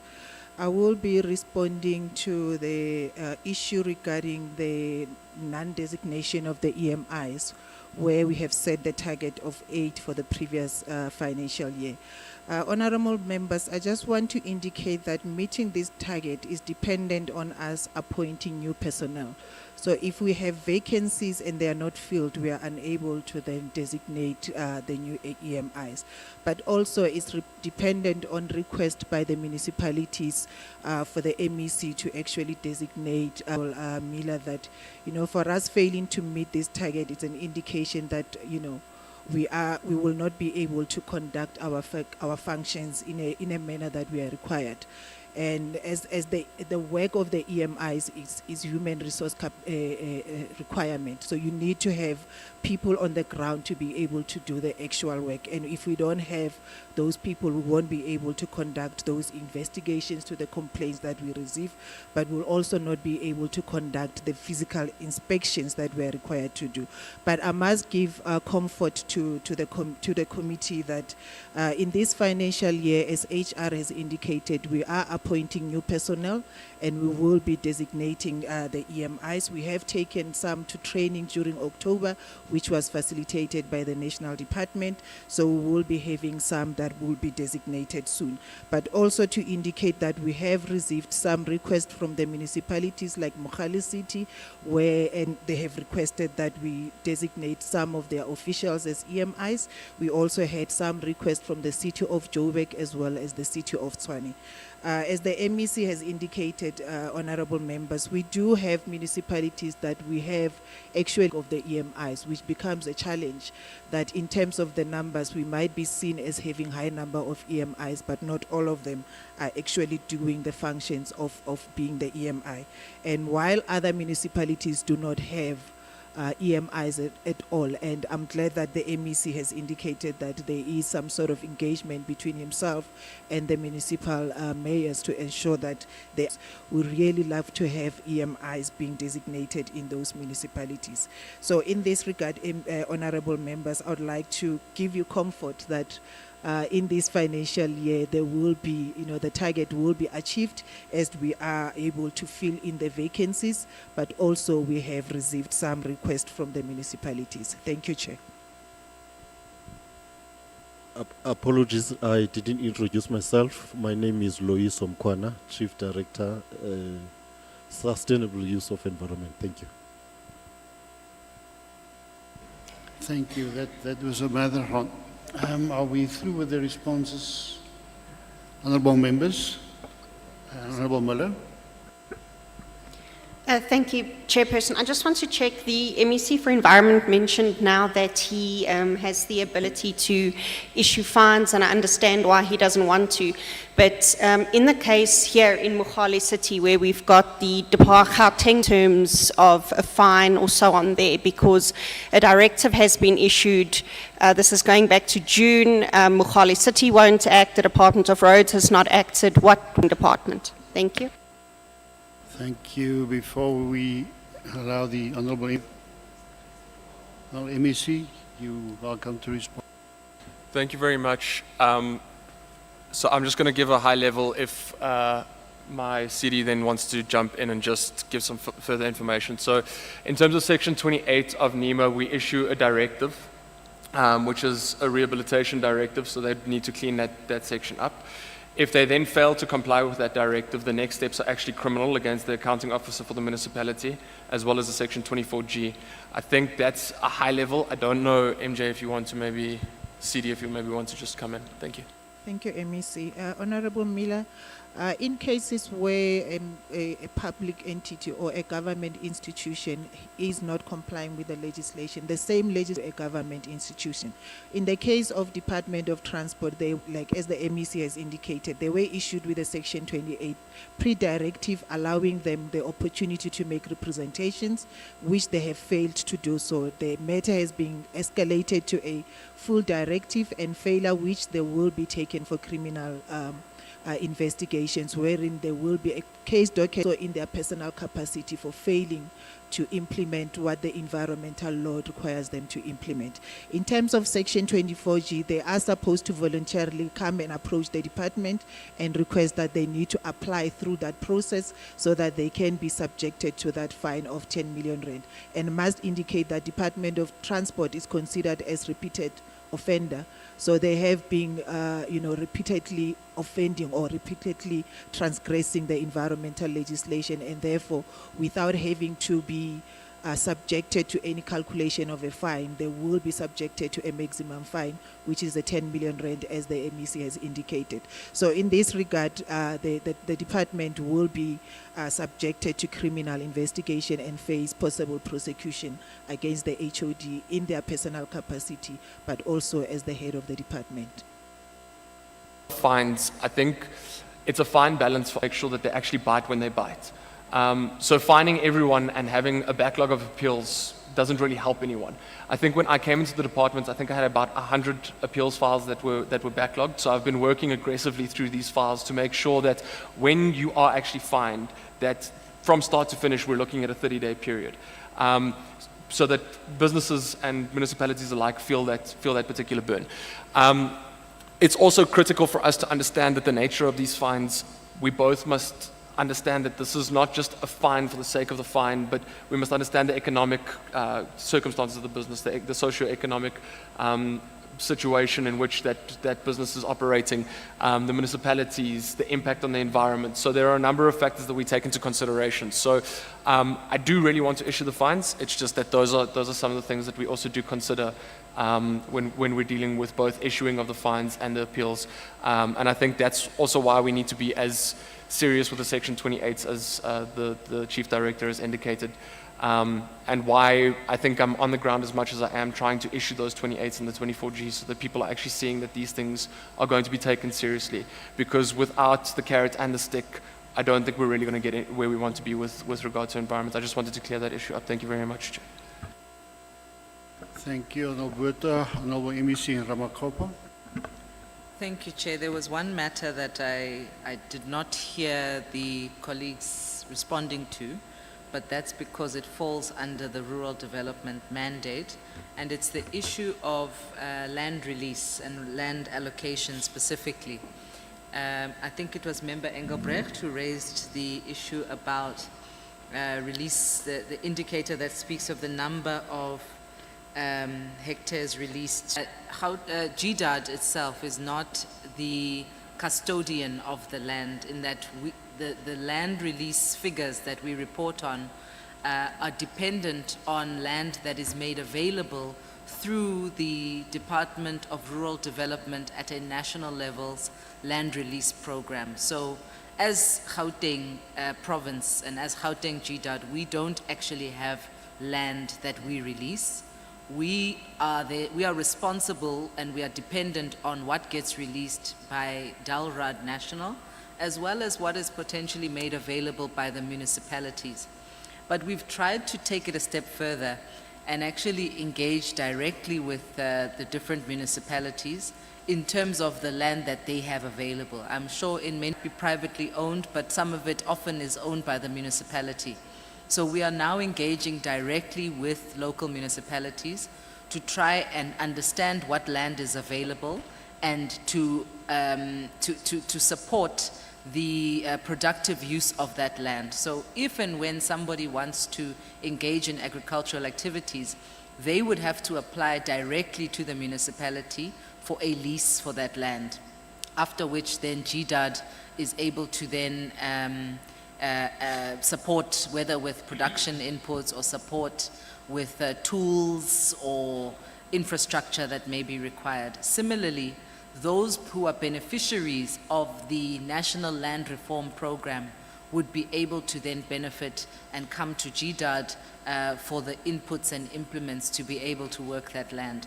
So it is something that is a concern for us. We do want to encourage more young people and women to actually apply for the land release programs, as challenging as they may be, but we have to see an increase in that number, and we are working to, at least on our side, to try and get municipalities to speed up the land release and land lease program so that we can support them. Thank you.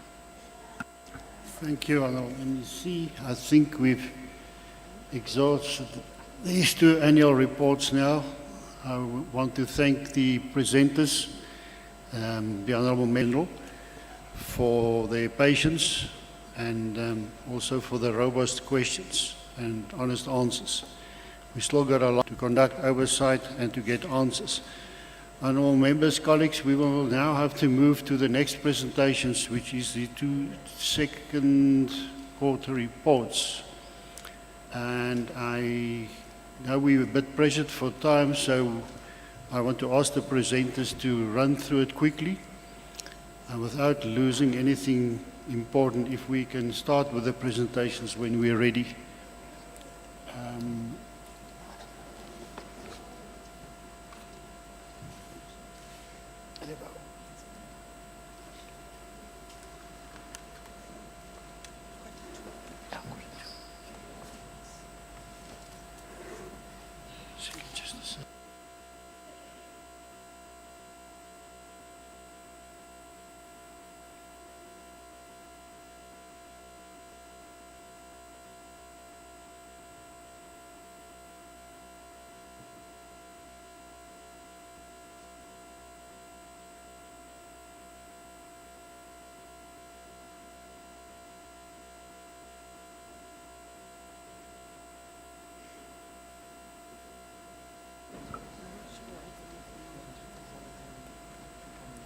Thank you, Honorable Chairperson. Good afternoon once again to both MEC Ramukhopa, MEC Bota, and also to acknowledge the presence of both the HODs for Environment and Agriculture, HOD Sateche and HOD Mase, and also honorable members. So I will be presenting on the Gauteng Department of Environment Q2 performance. Before we drill down to areas of performance and non-performance, I just want to give the key highlights, performance areas for quarter two, starting with the G20 focus. As part of the G20, the department kicked off a 12-week G20 Accelerated Gauteng Beautification and Greening Program on the 1st of September.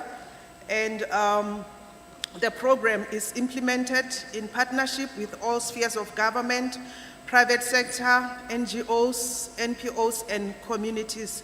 And moving on to Environmental Research Symposium, in the quarter under review, the department successfully hosted an environmental research symposium in collaboration with the University of Johannesburg. And this mainly sought to foster evidence-based policy decision-making in the province. And the department also collaborated and commemorated the Arbor Day in collaboration. Was mainly focused towards planting of 1 million trees program throughout various corridors in the province. And on waste management, the department launched the Pambili Services Recycling and Eco Hub facility and accelerate recycling uptake and reduce landfill dependency.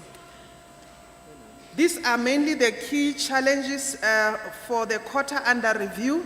We, as the department, continue to experience challenges with regards to payment of invoices, as well as preferential procurement targets, and we also couldn't achieve targets in terms of underachievement.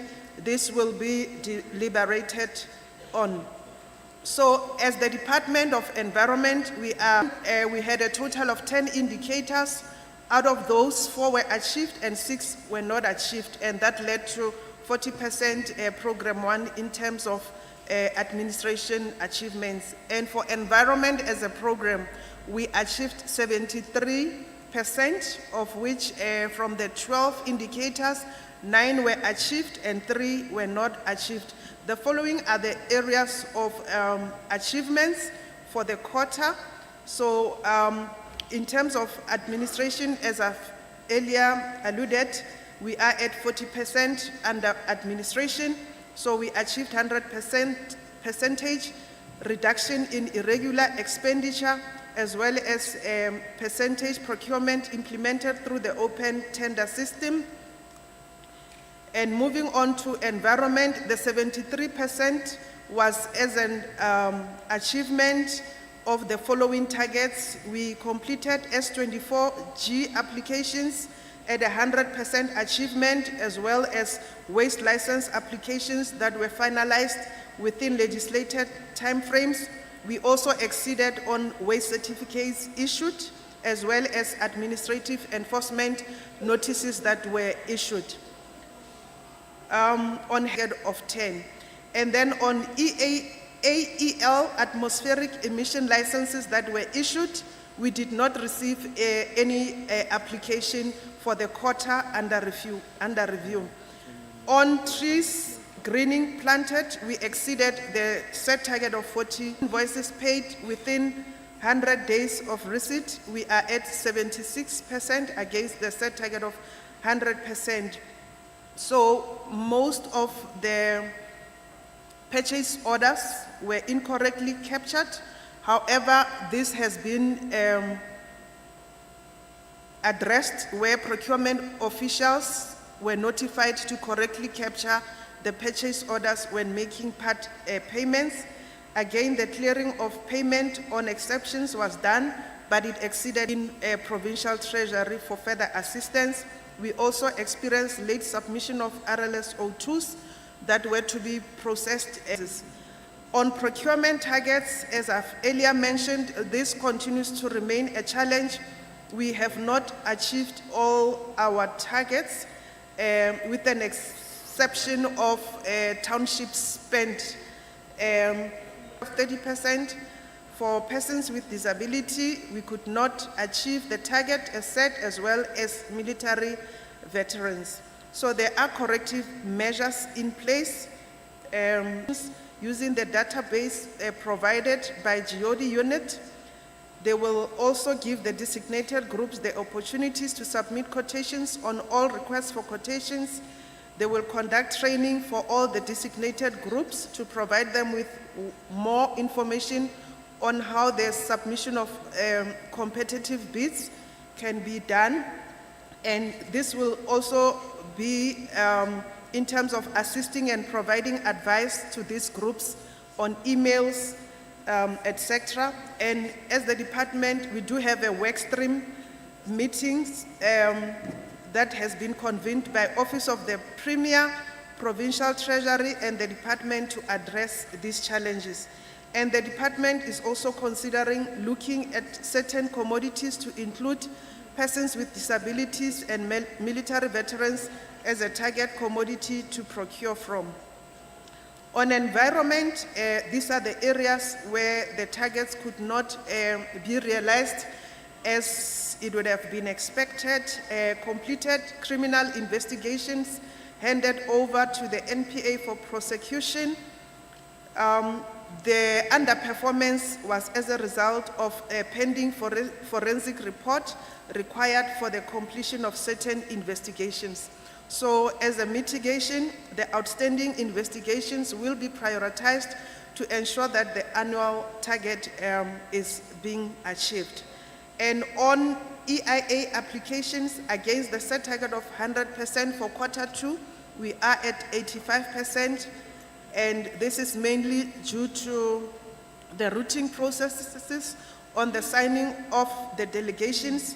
And the EI applications does not take long, and we will ensure that this should not take long and that these are further signed off by the respective delegations on time.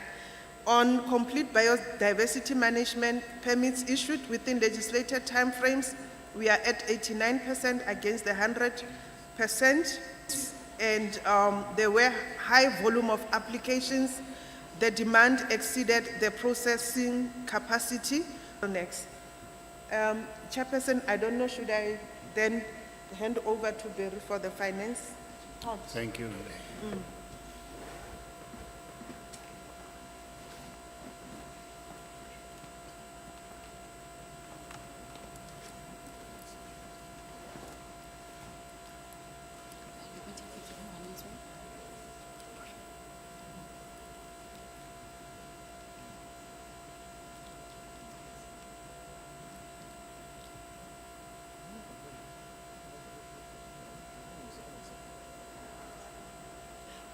We're taking through the Department of Environment. It's the end of the second quarter performance report. Just looking at the budget versus expenditure, conditional grants, payment of invoices. I think Naomi already reported on the executive summary. The department allocated budget for the 25-26 financial year is 679.4 million. Overall, the department has spent 252.8 million, which is equal to 37% allocated budget at the end of the second quarter. In comparison to the 9% in the first quarter, there's a huge improvement in performance. The actual projected expenditure is 255.2 million at the end of the second quarter, which is then 38. That revised projected expenditure includes a 2.5 million still to be claimed from be claimed from the Department of Environment and paid to the Department of Agriculture. The under expenditure can however be contributed to. There are still 24 officials that need to be transferred. This figure have, however, changed. In the third quarter is now 47 officials that need to be transferred from the Department of Agriculture to the Department of Environment after finalization of the PMOC process. So the Gauteng Department of Environment then owed the Department of GDAR 2.5 million, which we then claimed at the end of the September. We're also just highlighting the contributing factor for the under expenditure is also your supply chain capacity challenges that was raised and reported in the first and second quarter of the financial year. Just looking at the figures, so currently the Department of Environment have 6 programs.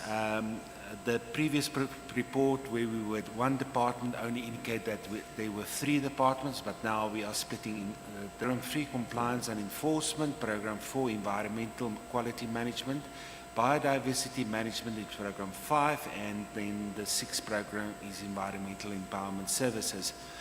So for the first quarter projection, we estimate to spend 150. We spend 193, which is 42% over the projected expenditure, which gives you 128% for the second quarter.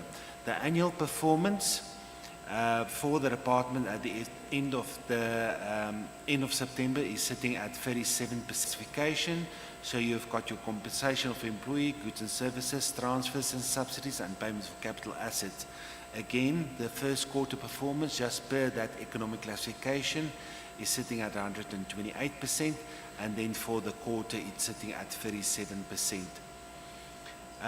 So basically, the performance that we are just indicating on the second quarter, I've already indicated to say that for the end of the second quarter, 28 million. Overall performance, again, it's just the 26 million over expenditure, or the 166, and that relate to the partial claims that we claim back from the Department of Environment,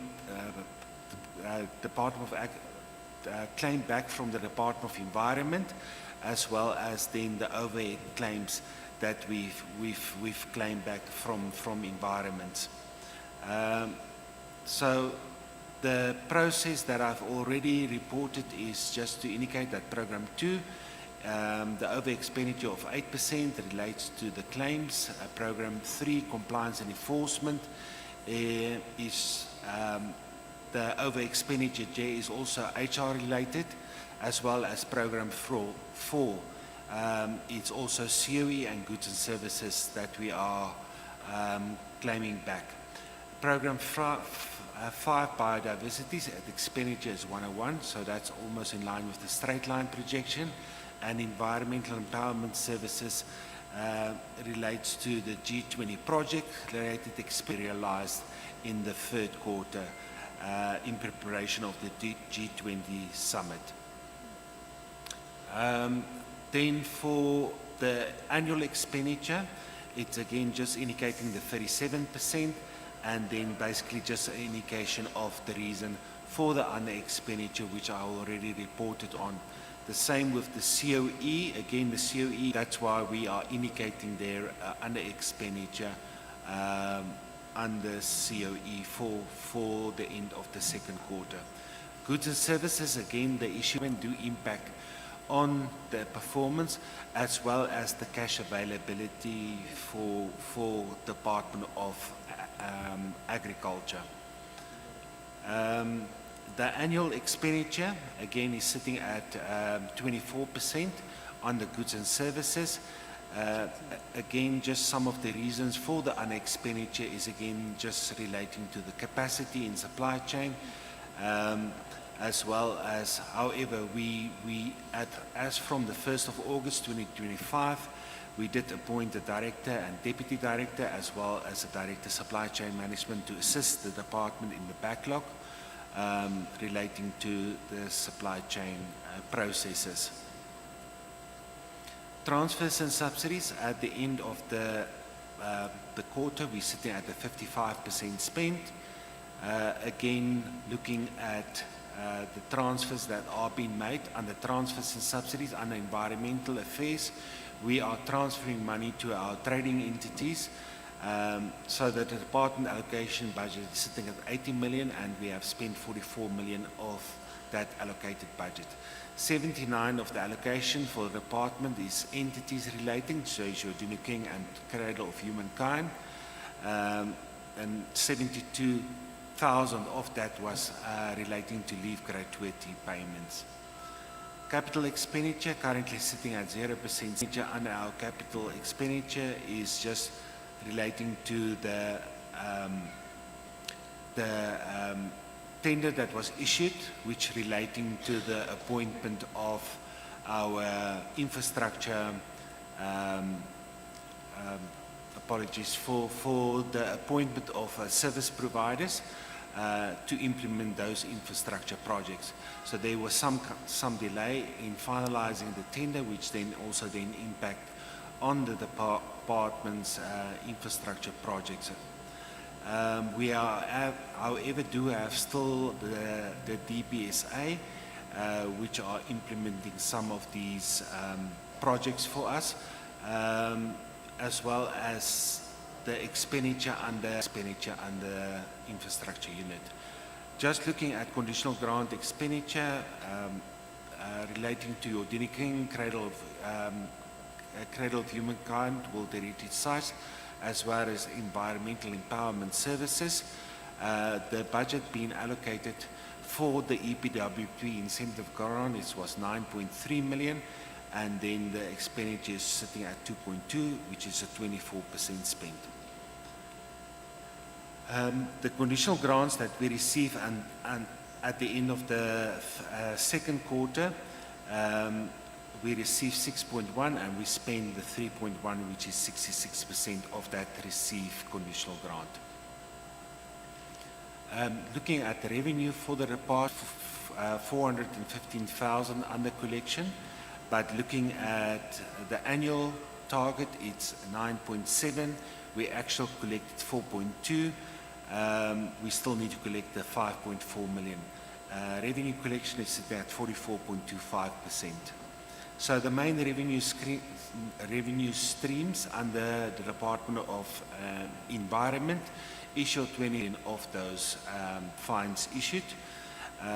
Also the EIA application fees, as well as nature reserve entry.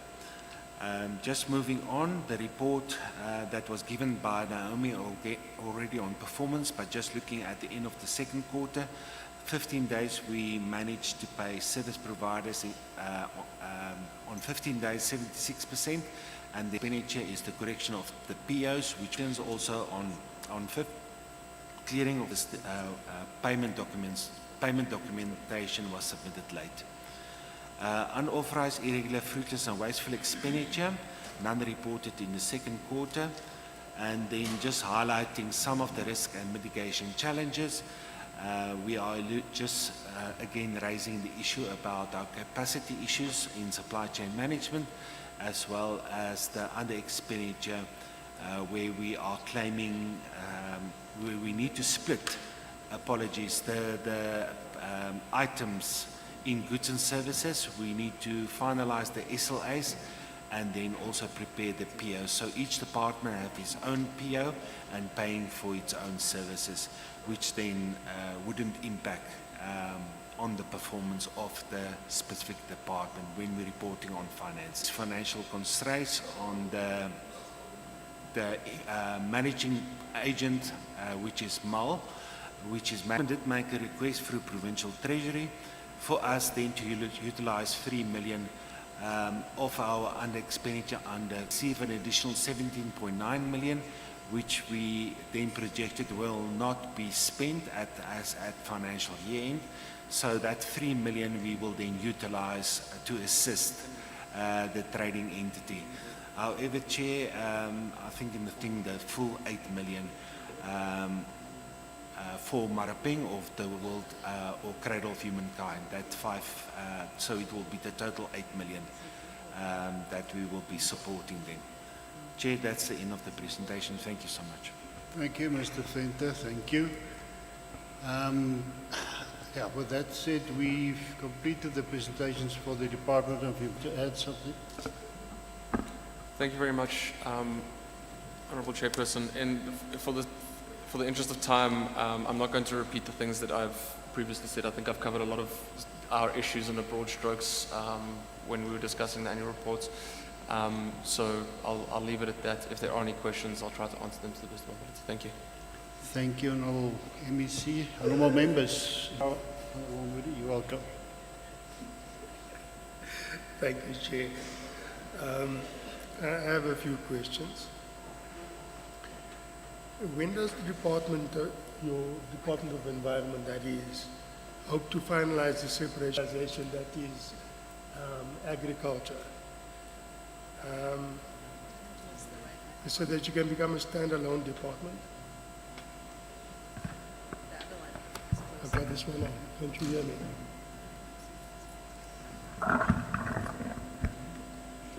And when does the department hope to find out from the Premier? I saw that there was some funds being set aside. I saw there were some funds set aside over there. And then just also, you just give me a moment, please, Chair. On conditional grants, there's two amounts, and it talks to an incentive grant, and then another one also says incentive grant. The department has spent 2 million of its budget of 9 million. Department of Environment has spent 926,000 on the allocated budget of 7.9 million. So which of the two is the budget? Because it speaks to two different budgets there. And then also with regard to Denokeng and the Cradle of Humankind, there's a 32% vacancy rate in both of these entities. And what's the status regarding the filling of these critical posts? I also saw that there was a 10 million rand that was not spent on infrastructure, and I didn't perhaps get an explanation to it. What is the reason for it not being spent? And then just another statement, you speak about there was no wasteful expenditure reported in the quarter. Who gave you that information? Did it come from internal risk and audit, or did it just come from your own self? Thank you, Chair. Thank you, Honourable Lee. Any other members? Honourable Mukesi? Nothing? That will be the only questions for now. Honourable MEC? Thank you very much, Chairperson. I think these are largely finance. Thank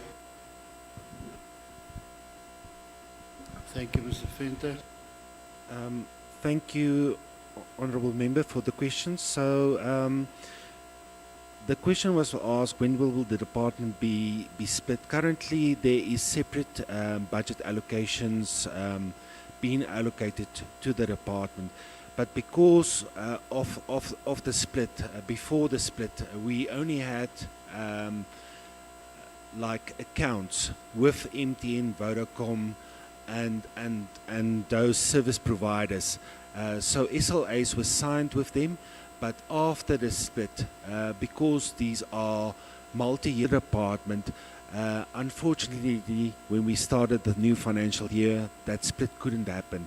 So, like I've reported, the Department of Agriculture, which is the holder of these accounts, are still paying for these accounts, and we are claiming back that money from the Department of Environment. Only after the SLAs and separate POs are created, the department have already managed to split some of these accounts, but there is still some delay with our legal services that's dealing with the SLAs and finalizing those for us to be.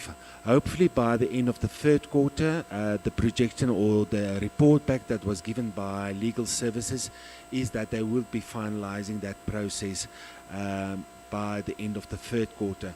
So I hope by fourth quarter that each department will then be responsible then for paying its own overhead cost, as well as then reporting on it. So we don't need to do those claims from the Department of Environment anymore. Just on the filling, I think HR did report that we are in a process of filling those vacant positions. It was reported by Lungi, Ms. Dlamini. So, Chair, it's just the issue of the job evaluations that needs to be done, and then the filling of the. Just looking at the question that was asked, the first slide we just reporting the only conditional grants that are being allocated to the Department of Environment is the EPWP incentive grant. So that EPWP incentive grant, it's been allocated to Dinokeng, Cradle of Humankind, as well as Environment. So 657 of that are being allocated to Dinokeng, and then 9 million is then allocated to the department for line functions to implement those specific projects. The second slide, which I just reported, it's just basically based on the grants that we received at the end of the second quarter. So the first one is the grant allocate a difference. The original budget was 9.3, the expenditure is 2. Then on the receive side, we're just reporting that we received 6.3 million of the 9.3 million, which is then the 66%. So I hope that explains the two slides on conditional grants. Just on infrastructure, Chair, because of the delay of these infrastructure projects, I think we're going to be able then to spend this money before the financial year end closure. I hope I've addressed all the questions. Thanks, Chair. Thank you, Mr. Venter. Is that the issue around Cradle of Humankind and Dinokeng and the allocations there in terms of the vacancies? I think it's a 4% vacancy rate at this point. Honourable Media, I'm going to be honest with you. I'm not particularly happy with the state of things in those two entities at the moment, because we're looking at 74 and 75% of our annual budgets respectively being spent on salaries. So the filling of the 4% vacancies is not top priority for me right now. And the reason for that is because I think that these two entities are better placed as commercialized entities. They should be revenue generating before we start looking at any further. But I kind of feel like we'd be putting the cart before the horse in this regard. And I know why it ended up in this position, because basically that was just put there and said, okay, you're all now going to earn money. But as far as I'm concerned, that's not really an excuse to spend that much of your budget on salaries. So we're looking at rectifying that, and I think that the team from Cradle and Dinokeng have come in our Lekgotla with really, really good plans for commercialization. And that's the way that we're moving, and that's the direction that we're moving in. So if you don't see too much movement with regard to that 4% vacancy, that may be the reason. Thank you. Move to the President. Thank you, Honorable Chairperson. This is quarter 2 performance for as the department.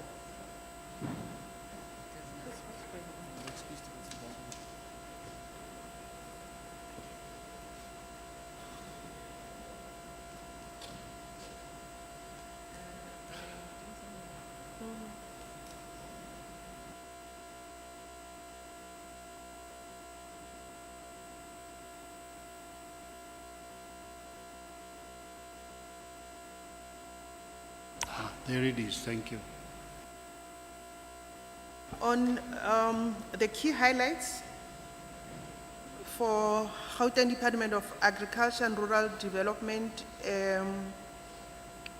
with regards to quarter 2 performance, the department had held Women and Youth Awards, and the department recognized 18 women entrepreneurs alongside 13 youth agripreneurs, each selected not only for their production capacity, but for their vision, sustainability, and leadership So importantly, these awards were backed by meaningful financial support and investment. The prize pool allows recipients to scale operations, access new markets, and adopt innovative practices. And part of the key highlights includes the agro-processing convention and expo that was held under the quarter under review. So this is NPO's convention was characterized by sector, financing the sector, as well as strengthening partnerships. One other achievement is in terms of intergovernmental relations, where the department continued to strengthen inter-sectoral collaborations with the City of Tshwane Metro. Department of Environment continued to experience cash flow challenges, preferential procurement targets, as well as slow implementation of some of the projects due to the CASP project, which targets were affected. So the overall performance for the department, we are at 60%. Achievement, 100% system. Again, we have done very well through through training of the participants in skills development programs in the sector, as well as capacitating smallholder producers in the quarter. We have exceeded the target, and we are at 100% on VPH and exports lines. Are at 100% on VPH and exports lines that were satisfied with the.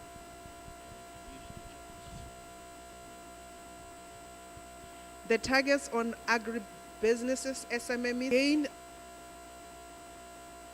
as well as agribusinesses, economic empowerment, processing enterprises supported in the agreements that were monitored. We have reached the targets that were monitored. We have reached the target successfully so, as well as stakeholders, and on home-based fully so, as well as stakeholders, and on home-based enterprise, and on home-based enterprise. These are the errors transpired is the enterprise. These are the errors transpired is that there were not enough funds to process invoices on the payment run, and again on the payment run, and again they were incorrectly, and again they were incorrectly captured purchase or supply chain management, and we have not attained a clean audit. We have received an unqualified audit with findings. So there are weekly sessions that are held to track the implementation of what the AG, mainly due to the fact that most of the prices received from these commodities, they were not prices received from these commodities. They were not market related. However, mitigation strategy across all the designated groups for women, for example, to prioritize and deal with a internal GOD unit through the preferential procurement committee so as to track performance.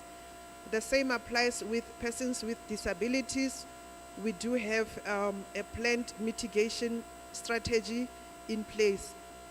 Organization that we still need to research as to how we can win this battle on procurement. Military veterans database as received from provincial treasury, as well as continually as the department we would expect from them.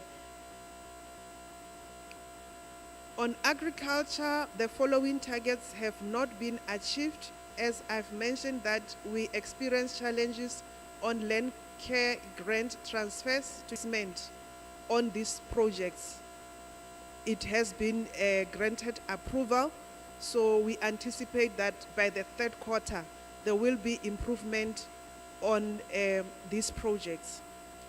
The same applies with targets on of CASP and ILIMA business plans, which resulted in non-achievement of the quarterly target. So as the department, the National Assessment Panel has approved funding for the current financial year on cash bill improvement on producer supported in the red meat commodity, women producer supported, smallholder producer supported, as well as smallholder producer supported to produce food in Sidibeng and West Rand.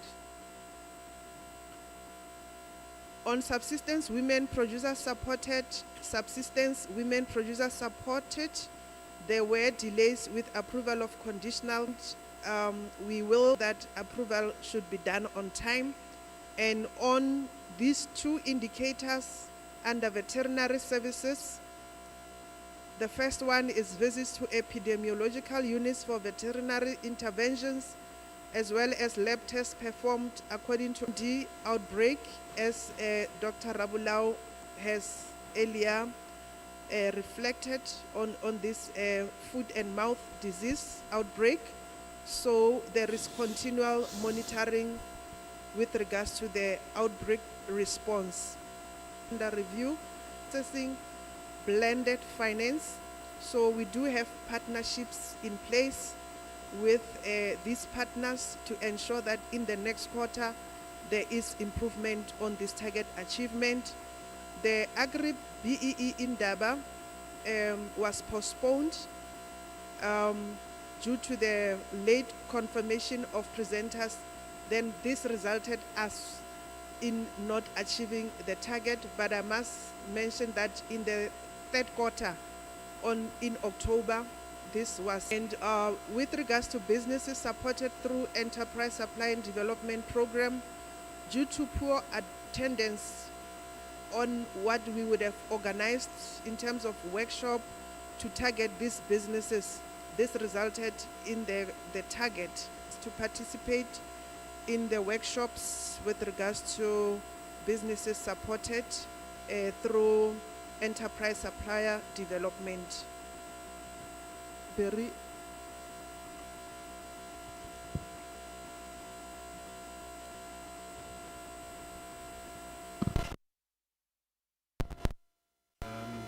Thanks once again, Honourable Chair. Quickly on the executive summary. 25-26 financial year is 671 million.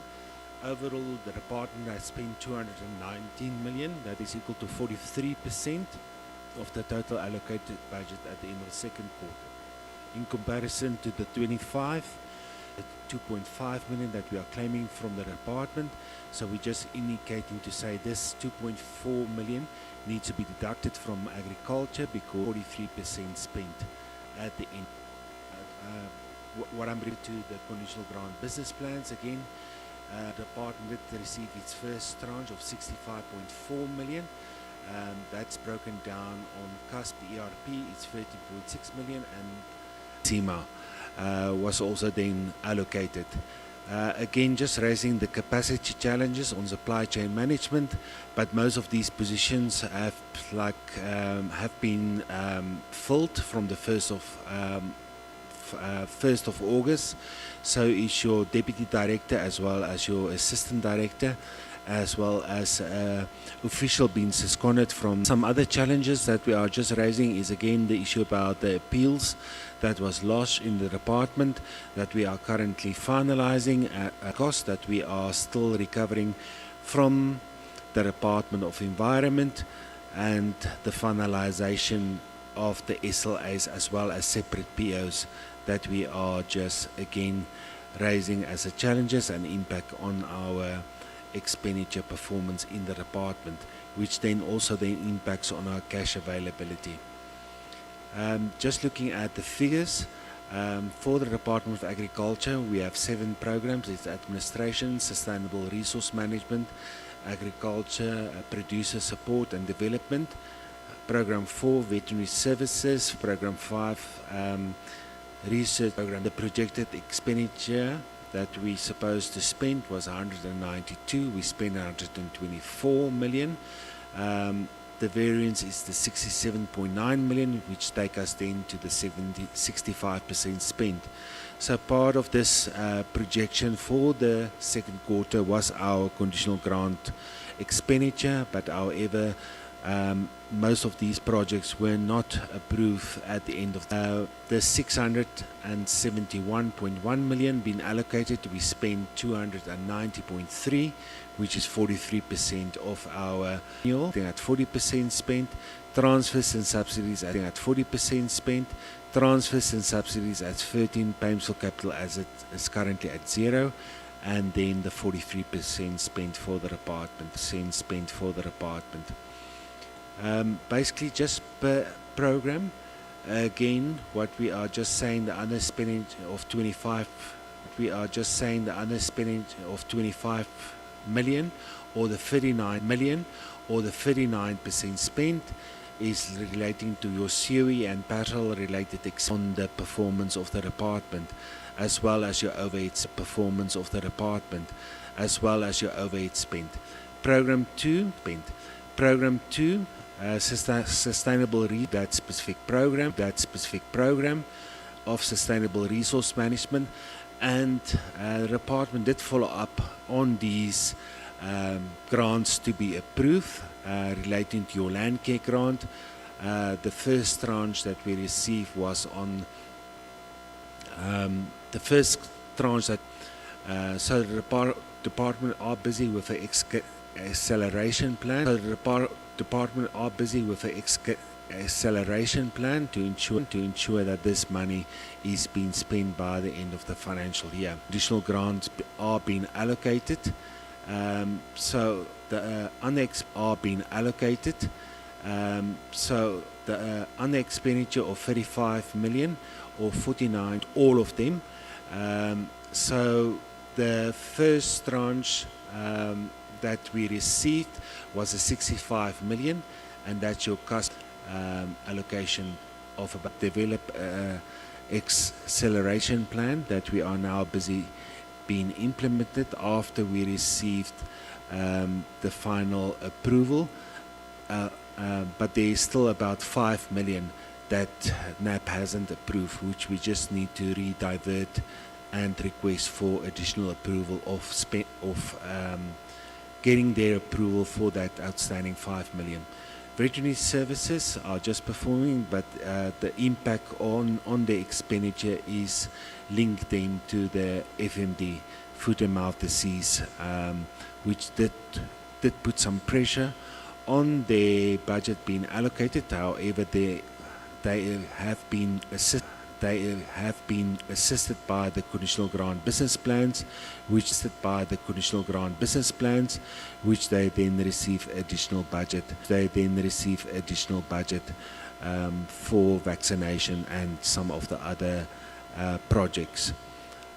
Research technology utilized about 50 million of their budget to make a transfer to the National Environmental Empowerment are being, again 10 million are being utilized from their budget for the NUF. Rural development, the delay there was just basically relating to the procurement processes. Again, on the annual, it's just again the 43%. I can just on your COE, compensation of employee, again just the performance of 57. The annual for the second quarter, and the annual performance is sitting at the 48% spent. Goods and services, like I've explained in the opening remarks as well, the department projected expenditure is at 88 million and 70 million, which is equal to 80% of the for the quarter. Again, just indicating the reasons is the Ilema Litsima business plans being approved late and the allocations that have been given, as well as some of the capacity issues. Just going on then to transfers. Currently we are transfers that have been allocated as 5.3 billion have already been approved, and it's on the payment run for processing now in the third quarter. Payments for capital assets is 14.8 million, which is 0% spent currently. And then on your infrastructure, 10.4 million allocated expenditure is 2.8. We're sitting at a 27% spend there. Just on conditional grants, the allocated original budget is 158.9. We spent 8.6, and 150 still remains to be spent. It's a 5% at the end of the second quarter. What we receive as a department of the 158.9 is 65 million at the end of the second quarter, which is 41% of the allocated budget. Looking at the revenue, just again on our revenue performance projection is about 3.8. We spent 4.2.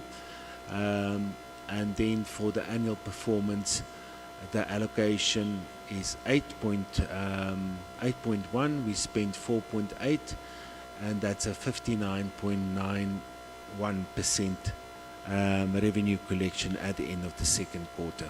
So the main revenue collection just for the Department of Agriculture is our veterinary services, which we also then do import and export certifications and payment of those ones. 30 days, it was reported in the performance report. End of the second quarter, 52%. We spent 52% spent on 15 days, and 30 days is a 91%. Basically, the main reasons for not achieving that target is again the cash flow issue, as well as the need for POs to be created for us to process these payments, and the clearing of payments on exceptions. All these system-related challenges we did escalate to Provincial Treasury for assisting them. Irregular expenditure, nothing was identified at the end of the second quarter.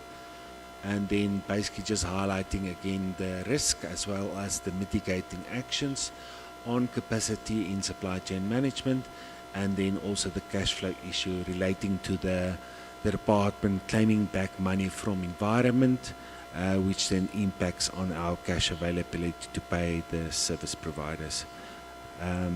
That's the end. Thanks, Chair. Mr. Venter, honourable members. Not a question.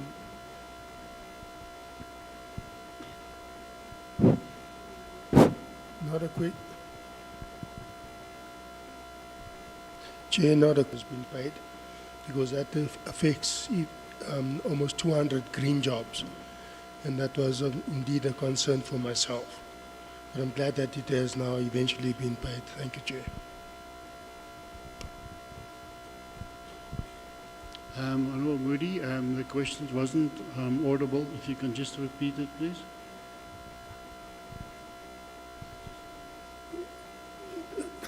Just a comment, Chair. Thank you, honourable members. If there's no other members, I would like to afford the opportunity to members of the public stakeholders, if they want to pose any questions about any of the presentations. I have to gonna ask you to keep it in an orderly manner. If you, okay, I see two hands here. If you can just stand up, please, and come to the front here, perhaps.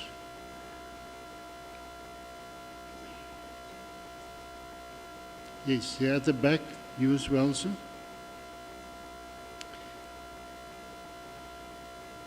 If you can just stand here in the front, I'm gonna, there will be a mic available. Any other questions? Anyone else who wants to ask a question? Okay, then we're gonna stick with this. Yeah, in the front. Sorry, I couldn't see you. Madam, would you mind coming to the front here as well? Recognize you, we give you the light. Okay. And there's one as well. Would you like to come to the front as well?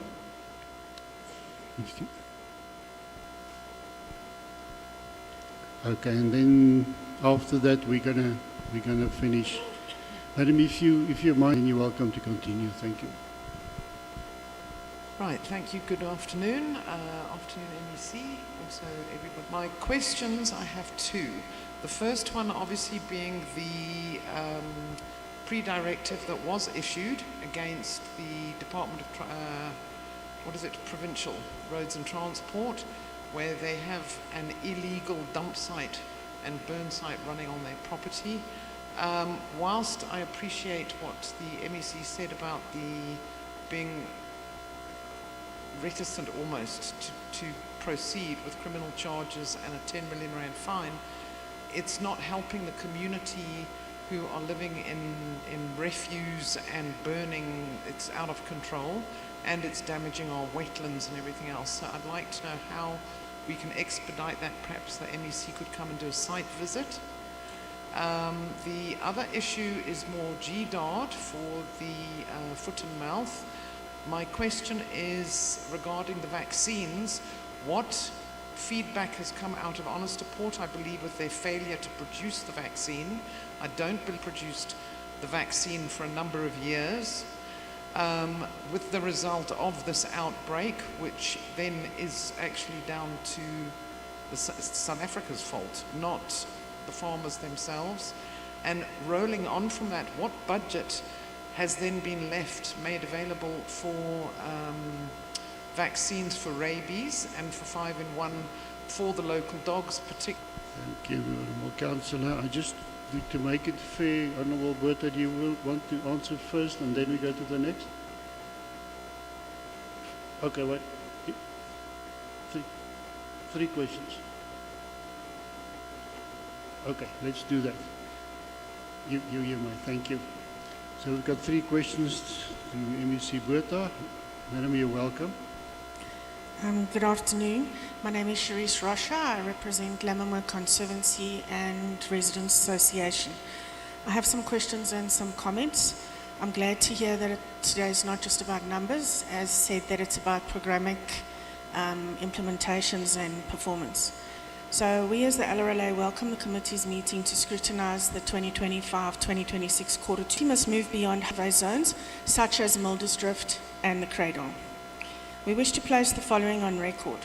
High level of achievements such as jobs created, rehabilitation and water initiatives should be broken down to local node levels when report backs are given at these forums. To verify whether provincial targets are benefiting the right communities. There seems to be persistent underachievement of key targets for 2024-2025. GDARD only created 200 jobs against a target of 650. The department underspent conditional grant funds and failed to release land or equipment support for emerging farmers.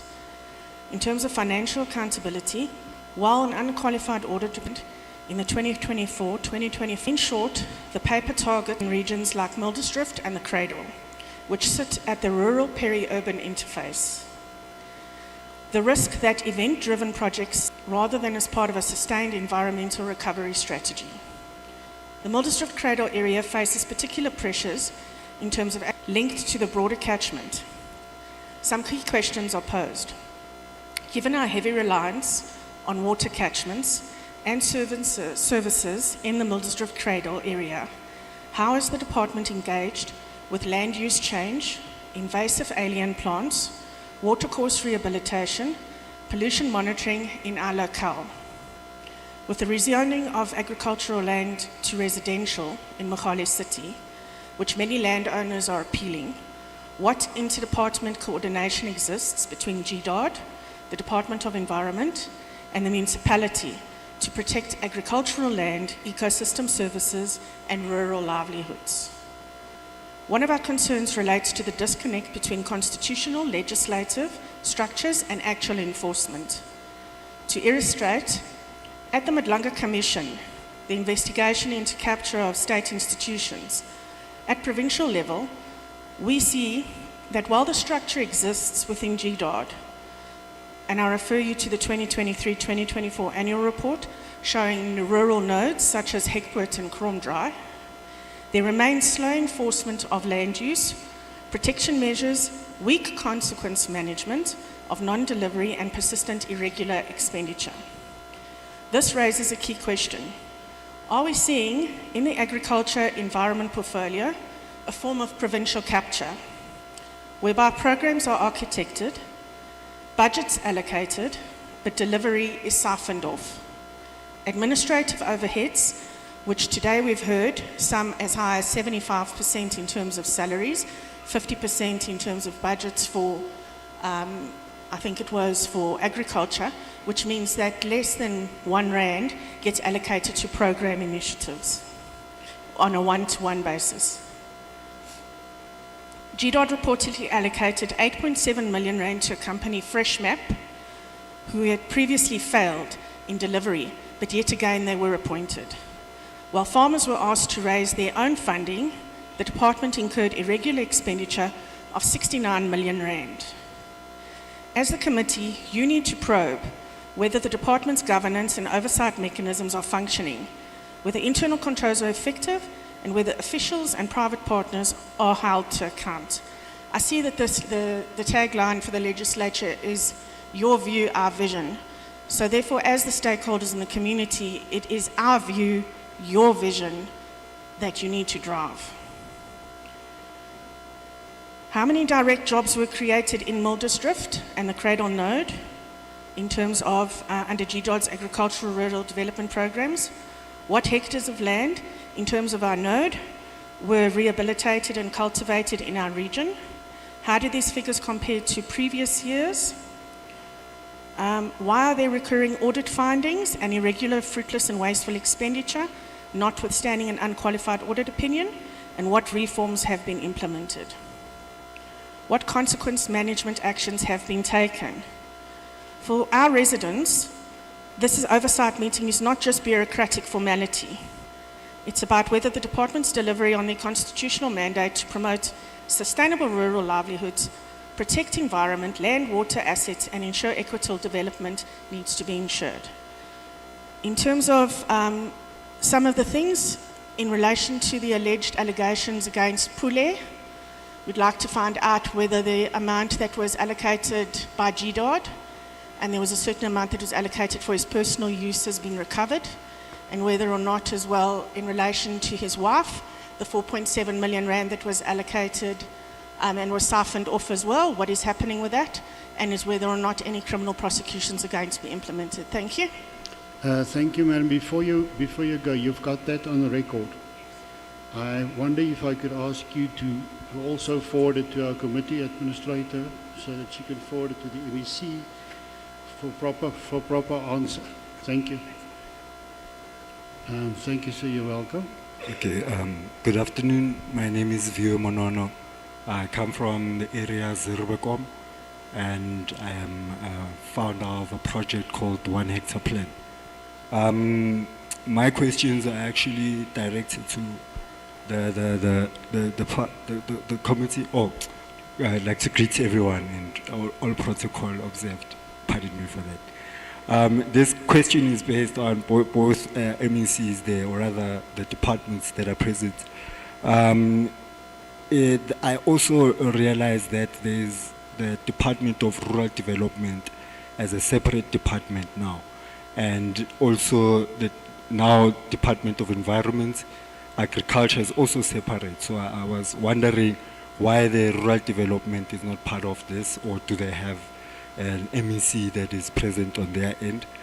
And just a concern on that one, is it necessary, or rather why is it that we separate all these departments? Because then the feasibility around you guys first having a relationship before having any targets, I think that's something that we should look at there. And then also on environment, I just want to find out with the MEC of Environment, in terms of the mining sector, I don't know your relationship with the mining sector. We see, especially in the West Rand, there's too much mining. In previous years, we've seen mine dumps, or rather tailings being around the areas there, and these tailings are left unattended. As a result, we see illegal mining, and we see a lot of contamination to the soil. And we actually understand that the soil is quite radioactive. So we want to understand, is there any type of a program that you're going to be putting in place, especially for the agriculture sector to be assisted, because I believe that's where we get most of these diseases around these radiated areas. And on the third point there, how's the Department of Agriculture aligning small-scale farmers to mega projects like the one we are having next to our area, the agri-industrial park, agri-industrial park, yes, which is estimated to be having something like 20 billion investment that's coming to it.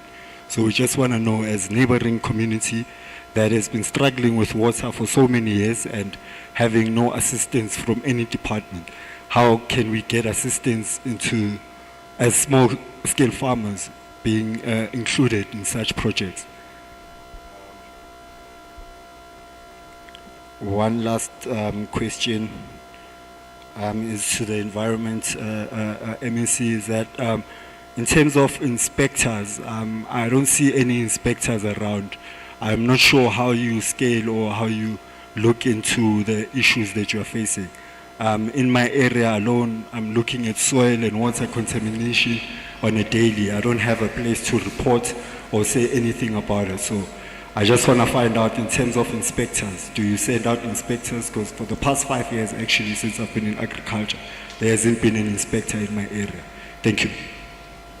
Thank you. Thank you, sir. Before you continue, I just wanted to find out from Ines. She will also give me information. Thank you, madam. The lady in red. You may continue. Thank you. Good afternoon, everyone. All protocol observed. May I please express myself in my mother tongue so that I can be free and be bold to speak my language.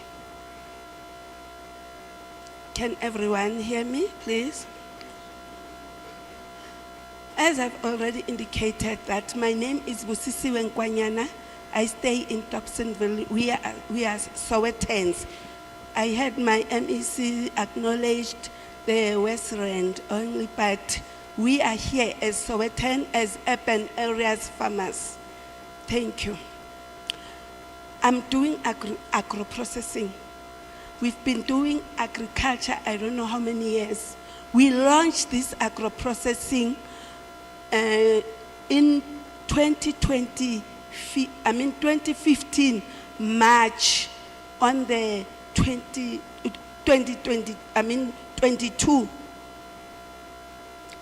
So after that launch, there was nothing that happened for Lentuzana, agro-processing. Hence, we didn't give up, but we continue with this agro-processing because we like it and it's our roots. Minanje, agro-processing, I was taught by my grandmother. It's my interior inheritance. Hey, bantu limlaga church. Okay, so yeah, nkazuguti begui into efana nefa giti agro-processing. Sayitanda, but unfortunate part is that kunemigomo nemibandela eminingi, because we tried to do izinto eziningi, the health certificate, SAPS approval is difficult to siyithole, and the testing is only now. When I spoke to Ubabu Makapia to tumela to the lady ongasinceda. The point uguti, we don't have facilities as okwenza agro-processing. Even at schools, we don't have indawo eziright, because at schools it's even worse, because now the SGPs, they cannot allow you to thole permit for more than 3 years.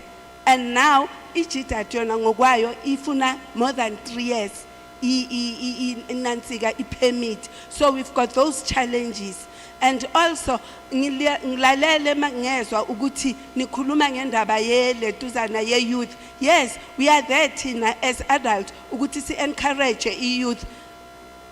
I do encourage youth for agriculture, but the disadvantage is that youth, they don't see it as a business. They just see it as a dirty job. But we encourage them to go for agriculture because there's a lot in agriculture. My disappointment is that Tina, as adult, we've been doing agriculture, but when it comes to learnership, internships, and all these opportunities, we are told that we don't qualify because we are more than 35 years. We are above 35 years. So my question is, after 35 years, what are we supposed to do? And after 35 years, there's no life. Because I know that life begins at 40. They say that life begins at 40. But now, at 40, we are not recognized. And as a middle age, Minanje, I don't get a grant anywhere, and I don't wish to get a grant. My dream was to give my tax to my government because of my work in agriculture, to say I'll work hard until I can afford to go to government, it tax, my product one. So it's very unfortunate because we don't have about agro-processing hub, especially in Soweto. I don't know whether in Soweto, I know agriculture. We are there, guys. We are living. We've got product. And also, I'm asking Uguti, G20, yes, there's G20 this, G20 that, but I don't know, Uguti, how do we tap in to go for Uguti sibe exposed kuyo G20? Guningi kakhulu.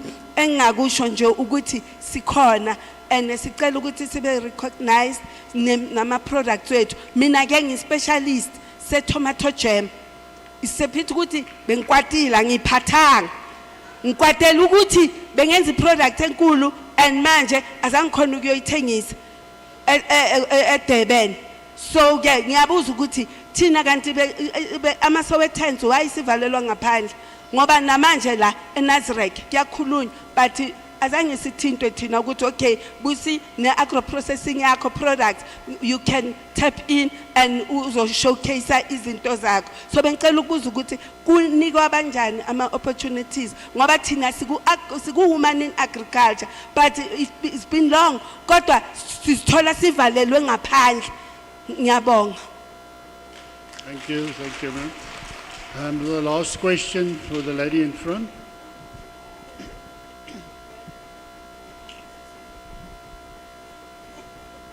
Just announce yourself, please, and also to who you are directing the question to. Thank you. May continue. Good day. My name is Charlotte Muninge. I'm coming all the way from First Florist. My concern being about what is happening today. I would like to greet everybody who's here. And I hope maybe today we will get something better for the future, for tomorrow. Because of why, really we are paying taxes, we are trying to do everything for this country, but nothing in vain, everything in vain for us. I belong to the ward Women in Agriculture and Rural Development. Since it was being formed, up to today, I've got no place to farm. I've even hijacked an open space, which is just staying there. When I wanted to go to eat, asking them, they couldn't give it to me, telling me about the bylaws and all those sort of things. But somebody from outside can come and do whatever he wants to do. In my own country, where my grandparents have been born or founded it to make it to be what it is today. We are suffering. Taxes are there. they come to compliance. When you send your things to compliance, for compliance, you can't comply. Because our tax people, they can't even assist you. They can't assist you. You phone them through, you wait for about 2 to 3 hours being on the wall holding your phone. Where is that airtime coming from? We don't have that airtime.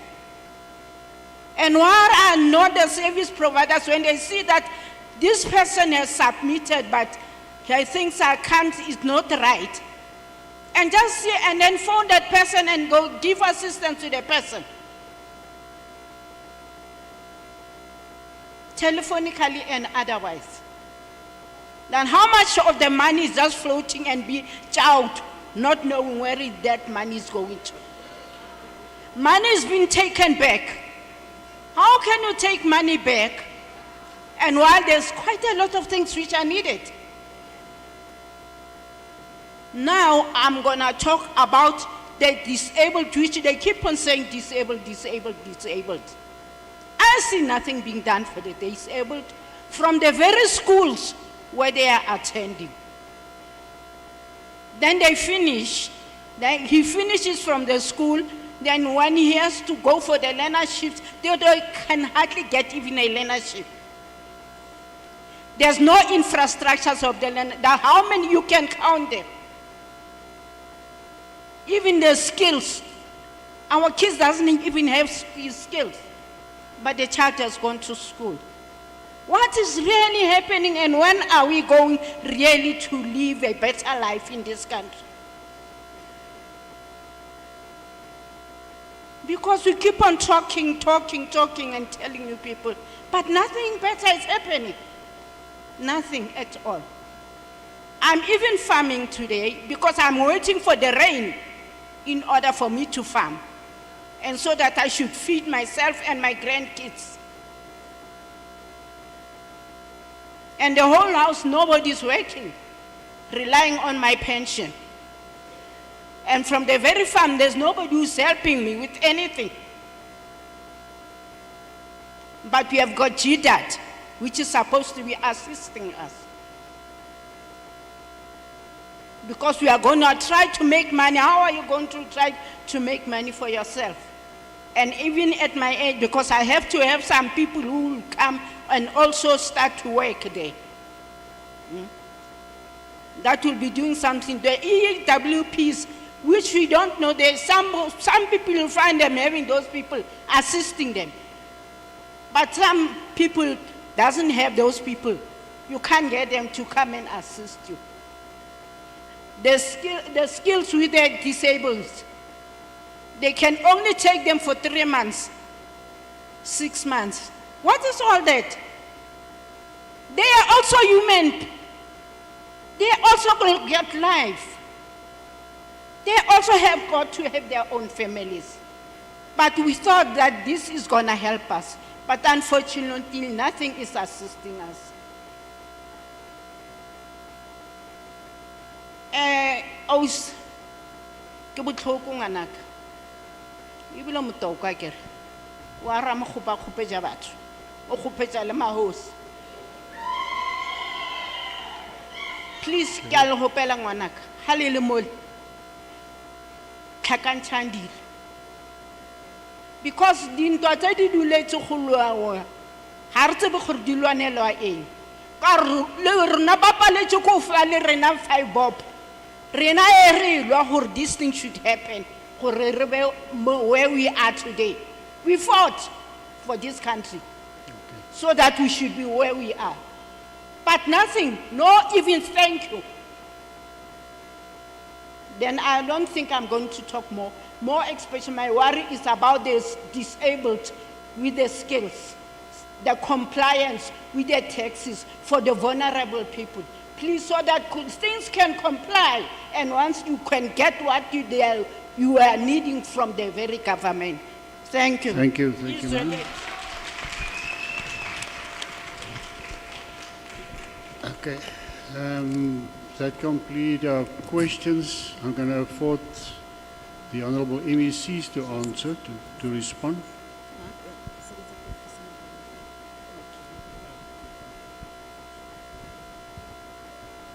Thank you very much, Chairperson, and thank you very much to all of the community members who came forward and asked questions. These are critical elements because either we can give clarity or we can learn.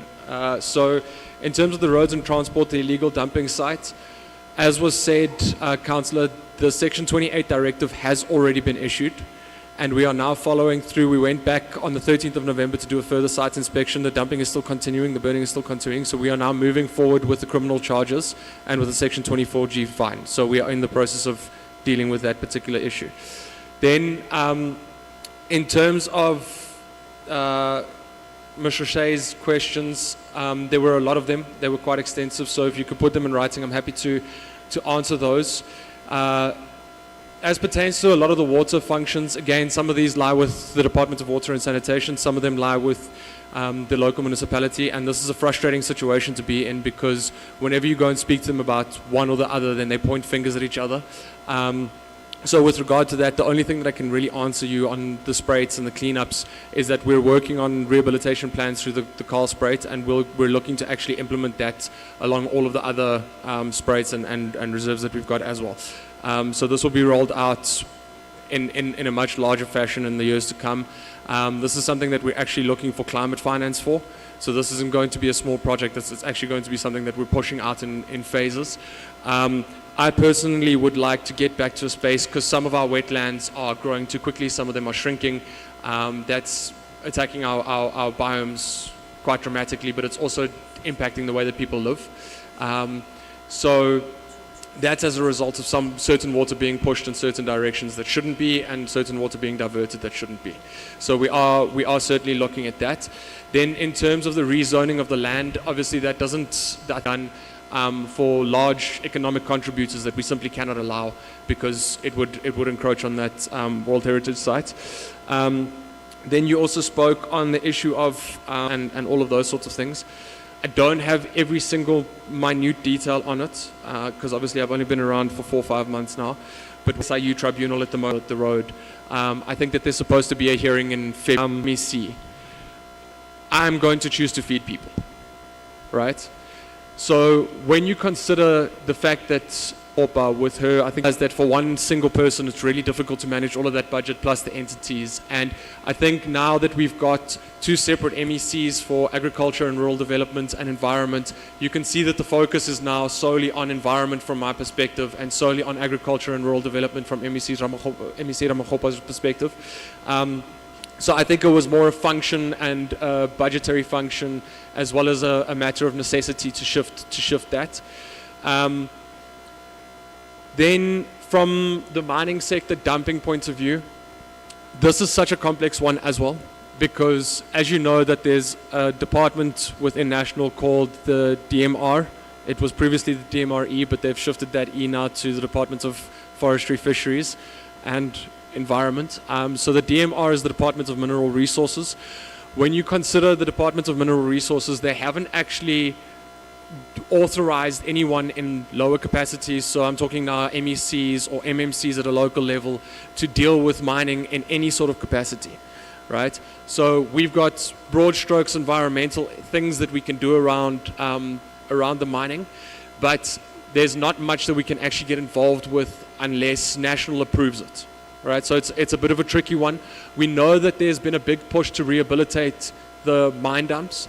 And I think that this is something that we must also understand with competing interests. From an environmental perspective, I'd love the dumps to be gone. I think there's a lot that we can do with that space, with that land, with the dumps themselves.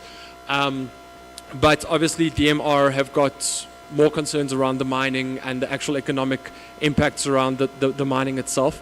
As pertains to the mine dumps themselves, I am speaking to certain owners who are willing to do away with the mines, and they've got plans and so on. So I am meeting with a handful of the owners, but those are only the ones that are really willing to do that. The ones that aren't willing to do it, it's very difficult to force them to do it. Then when it comes to the acid mine drainage and the alien invasive species, I do have a plan around that, Chair. I don't want to get too deep into it because it's something that we're still busy conceptualizing. But essentially I'm working with the University of Johannesburg around the acid mine drainage. They have told me that there are certain certain plants that can extract the acid mine drainage. So essentially, just to give you a broad strokes view of what I'm planning here, is we would essentially try and tender the land out or do a triple P with the land. The goal there would be cut down the blue gums and the black wattles because there's a water scarcity issue in Gauteng, and these trees are sucking up between 500 and 900 liters of water a day. That's partly to keep the mine shafts dry, but partly to deal with the acid mine drainage. So we're looking at actually allowing that contractor then to come in and cut down the trees. They would then come in and plant something natural, right? And they must then make their money off of whatever they're planting. And essentially you would get a life of mine kind of concept, but it would be a life of farm. So we say, do a study on how long it's going to take for these plants to deal with the acid mine drainage. And once that's done, so if you come to me and say it's going to be 15 year, it's going to be a 15-year period, then you've got 15 years to farm that land. And as you go along and clear that land up, you have to return it back to its natural biome. So I hope that answers questions around the mine dumps. Alternatively, the tailings, etc., we can really only monitor it. I know that we're putting up low-cost monitoring sensors as well, but we need to work carefully with DMR around that. Then, with regards to the green scorpions, the green scorpions are allocated to municipalities. So when you want to complain about these things, it generally happens through your local municipality. You've got to get in touch with them, and they will then send the EMIs out to go and look at whatever it is that you're looking for, complaining about. However, I do have a national hotline that I'm going to give to you now. So if you want to get your phones out and get it ready, as well as an email address for the Gauteng Green Scorpions. So if you're not coming right with your local municipality, you can contact them. The national hotline is 0800 205 005. So just, I'm going to give it to you again, 0800 205 005. And then the email address is green.scorpions@gauteng.gov.za. green.scorpions@gauteng.gov.za. I think that deals with all of my questions, Chairperson. If there are any questions that you'd like us to answer or anything that we haven't dealt with, my community liaison, my community outreach officer is here. Please just exchange numbers with him so that you can get in touch with us easily. Thank you, Chair. Thank you, Honorable Honorable Ramakgopa. Thank you, Chair. And let me just start by thanking everybody who has asked a question. I'm sure there's many others who have not had an opportunity to ask a question, or maybe the question came later. I'd like to also open this invitation to say, if there are further queries that anybody has regarding GDAD that have not been addressed in this session, or that you feel after trying to contact the department you are not getting the responses, I would ask that you please contact my office directly. And I'm also going to give you those details so that if there are unresolved matters, you can contact me following this engagement. The email address that I use is MEC GDAD. Very easy. MEC GDARD @gauteng.gov.za. That email comes directly to my office, and it will be responded to within 24 to 48 hours. I commit that to yourselves. Further to that, I also have members of my team who are present. Os Precious and Lolo, please stand up so that people can see you. After we adjourn this engagement, I also would encourage you to make contact. Os Precious is my PA and Lolo is the parliamentary liaison officer. And I go everywhere with these two people, so there's no information that will not reach me. And I would ask that we continue this discussion afterwards if there are matters that are unresolved. I'm going to try to group the questions and responses because I think there are some common themes, Chair.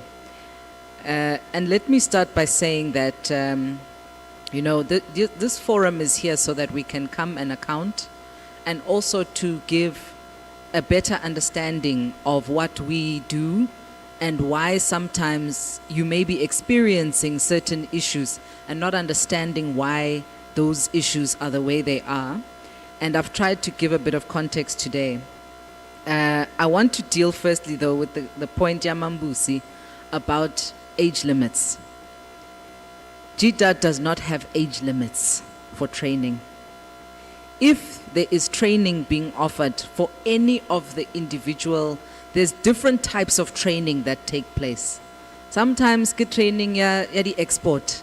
Sometimes it's training for compliance, like you've said. Sometimes it's agro-processing training. We welcome anybody who is involved in those activities, and we encourage you to please apply for such. When we are speaking about youth and wanting to attract youth, it doesn't mean that we don't want to speak to other people. We have programs for women, we have programs even for people with disabilities. Those don't go at the age limit.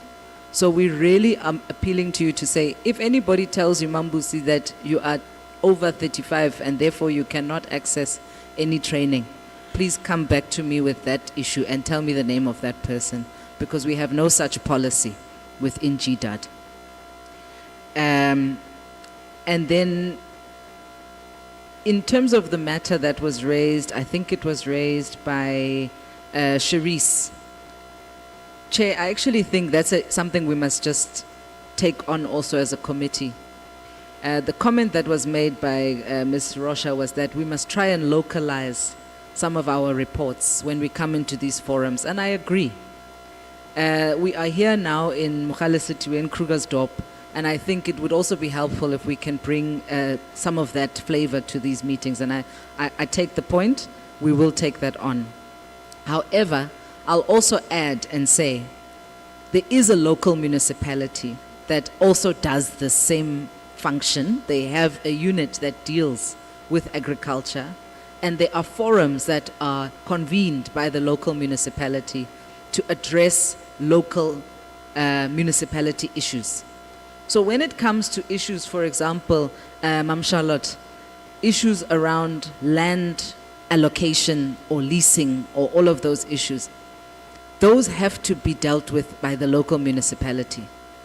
Runa, we've got our IGR forums where we can bring those issues forward and we can pressure the local municipality, but it is not in our domain to be able to resolve such matters. So I would also encourage and say that let's also engage with the local municipalities when they are convening these types of forums, so that we can also get responses from them. But that being said, we do try through the IGR, through even direct engagements, to work with different departments. As it is right now, myself and MEC Botha, we are developing a joint program that is going to be looking at rehabilitating illegal dumping sites. The issue of illegal dumping sits within environment, but we are saying we want to take some of these sites and convert them into food gardens and community gardens. So it needs his department to come, Gadi TLB, Lidi EPWP, and assist with the cleanup. Ebe khotla rona ka di production inputs, Lidi tools, and all of those types of things. But it's not just us.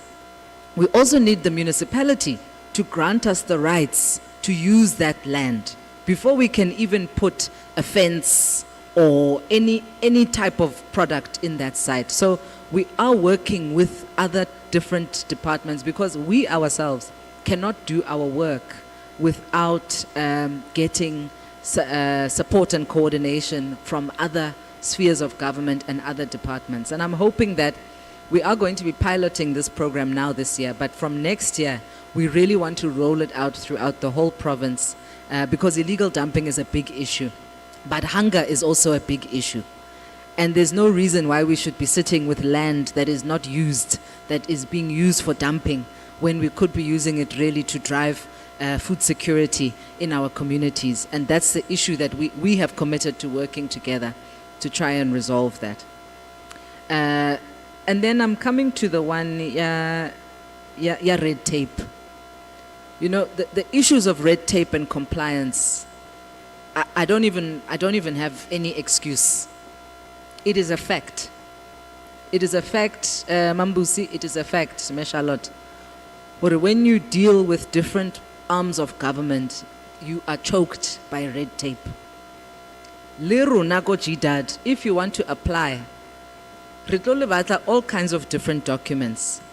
Partly also because if we don't do that, the Auditor General is going to come and tell us, you spent money irregularly.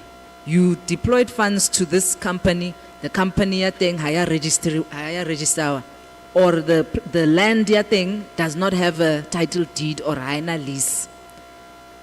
Eba irregular expenditure. So some of these issues. So anybody who's got those types of challenges, please do let us know. Let's also see how we can assist to unblock some of those particular challenges. And especially in agro-processing.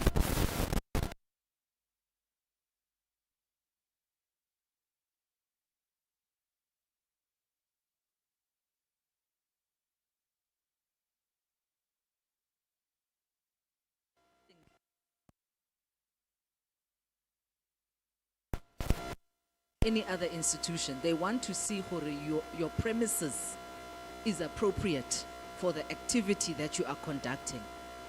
And that becomes a very big challenge for people because the rent that you will pay in an industrial facility is obviously way beyond what many people can afford. So again, we have tried to see how we can work around some of these issues. That's not the only one. But at the same time, we must also recognize a lot of these regulations exist for the safety of our residents and the safety of our people. You don't want somebody who's got a big manufacturing facility next door to you. Imagine your next door neighbor, always a manufacturing next door. Next thing, there's an explosion in Tuyacha because they are busy there with other chemicals and all kinds of things. So it's important that we have to recognize that regulation is there to keep us safe.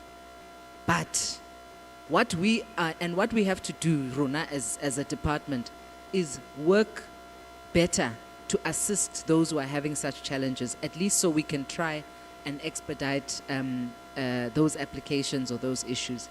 And I know it is a discussion that we are having, and where there are those such challenges, I myself, I receive these emails all the time. I forward them to department officials, and chief directors themselves are the ones who are making calls to Department of Environment or Department of Water to try and actually get some of these things over the line. But it's not good enough, and there's still a lot of work that we have to do. Butviwe, Zirbakom, it's good to have you in the house today. And, you know, he was very modest. He also did not introduce himself. I met this gentleman last week or the week before, the oversight visit in his area. And he is a very astute young person who knows so much about agriculture and is leading in his community, driving the 1 hectare program in his community under the Youth in Agriculture and Rural Development Organization. So really, I take my hat off. You are one of the young people that we want to see more young people like you, Butviwe.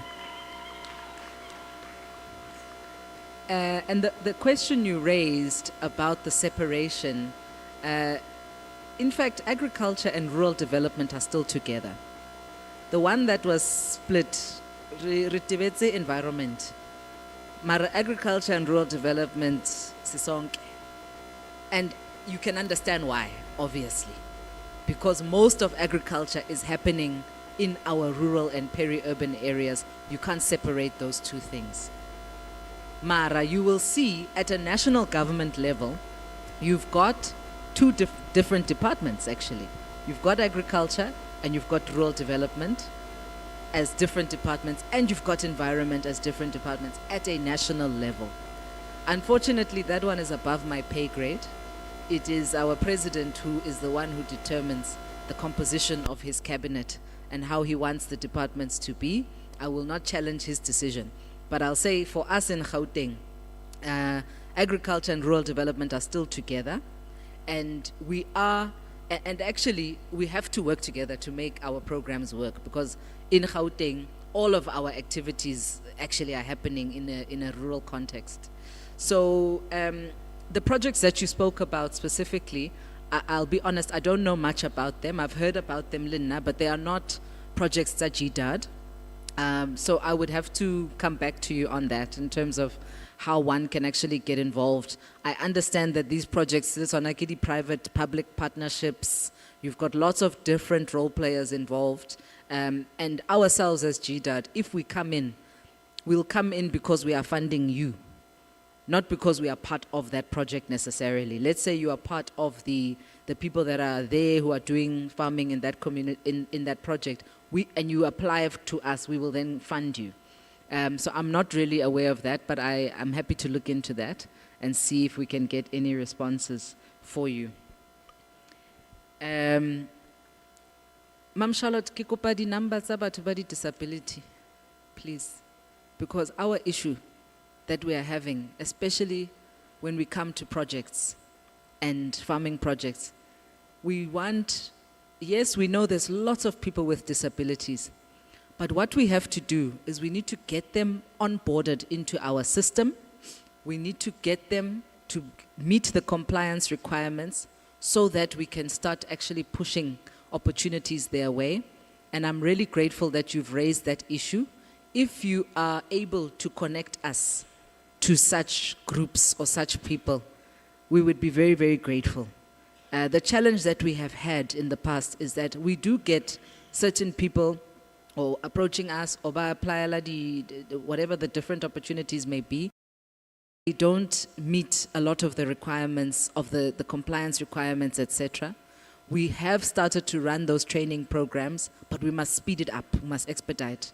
So, lady numbers or details or an NGO that we can connect with, we would really welcome that, and we'll commit to that, because that's a target that we are actively trying to improve on, and there's no excuse at this point. We know that there are such people who need and are capable. Just because you've got disabilities that you can't think and you can't work. We know this. And when we talk about procurement, it's not just, let me be clear, it's not just procurement, agriculture. We procure services of all sorts, goods and services. So we are looking for business people that are categorized as people with disabilities. And I use that word specifically, business people, because we want to do business with people who've got disabilities. We believe they've got something to offer. We are looking for credible people, and we'll connect with you to help us connect with such groupings.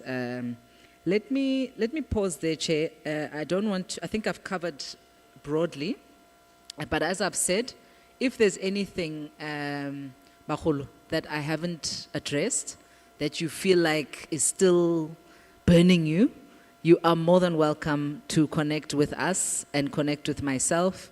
I hope Litotsi the email address. Otherwise, you can also connect with Lolo or Os Precious after this engagement. Galebo. Thank you, Honourable MEC. Honourable members and members of the public, with that, the presentation we've handled the presentations. Please just bear with us so that we can just go through our last part of the meeting. Item number 6, resolutions, none. Item 8, provincial bills, none. 9 petitions to be reported to the next meeting. Correspondence, none. Other matters arising. There are 3 matters that we will discuss in our next meeting of the 27th. And if there's anything urgent that members wish to bring under our attention, under other matters. Nothing. Then the date of the next meeting will be on the 27th. We will still see Nozi, our committee administrator, on that day because she's retiring soon, but we will still see her. And with that said, I wish to thank the Honourable MECs, the delegation of the Auditor General were here, the department, HODs, Chief Directors, other staff, the staff members and all the honourable members. Thank you for attending, and also the members of the public.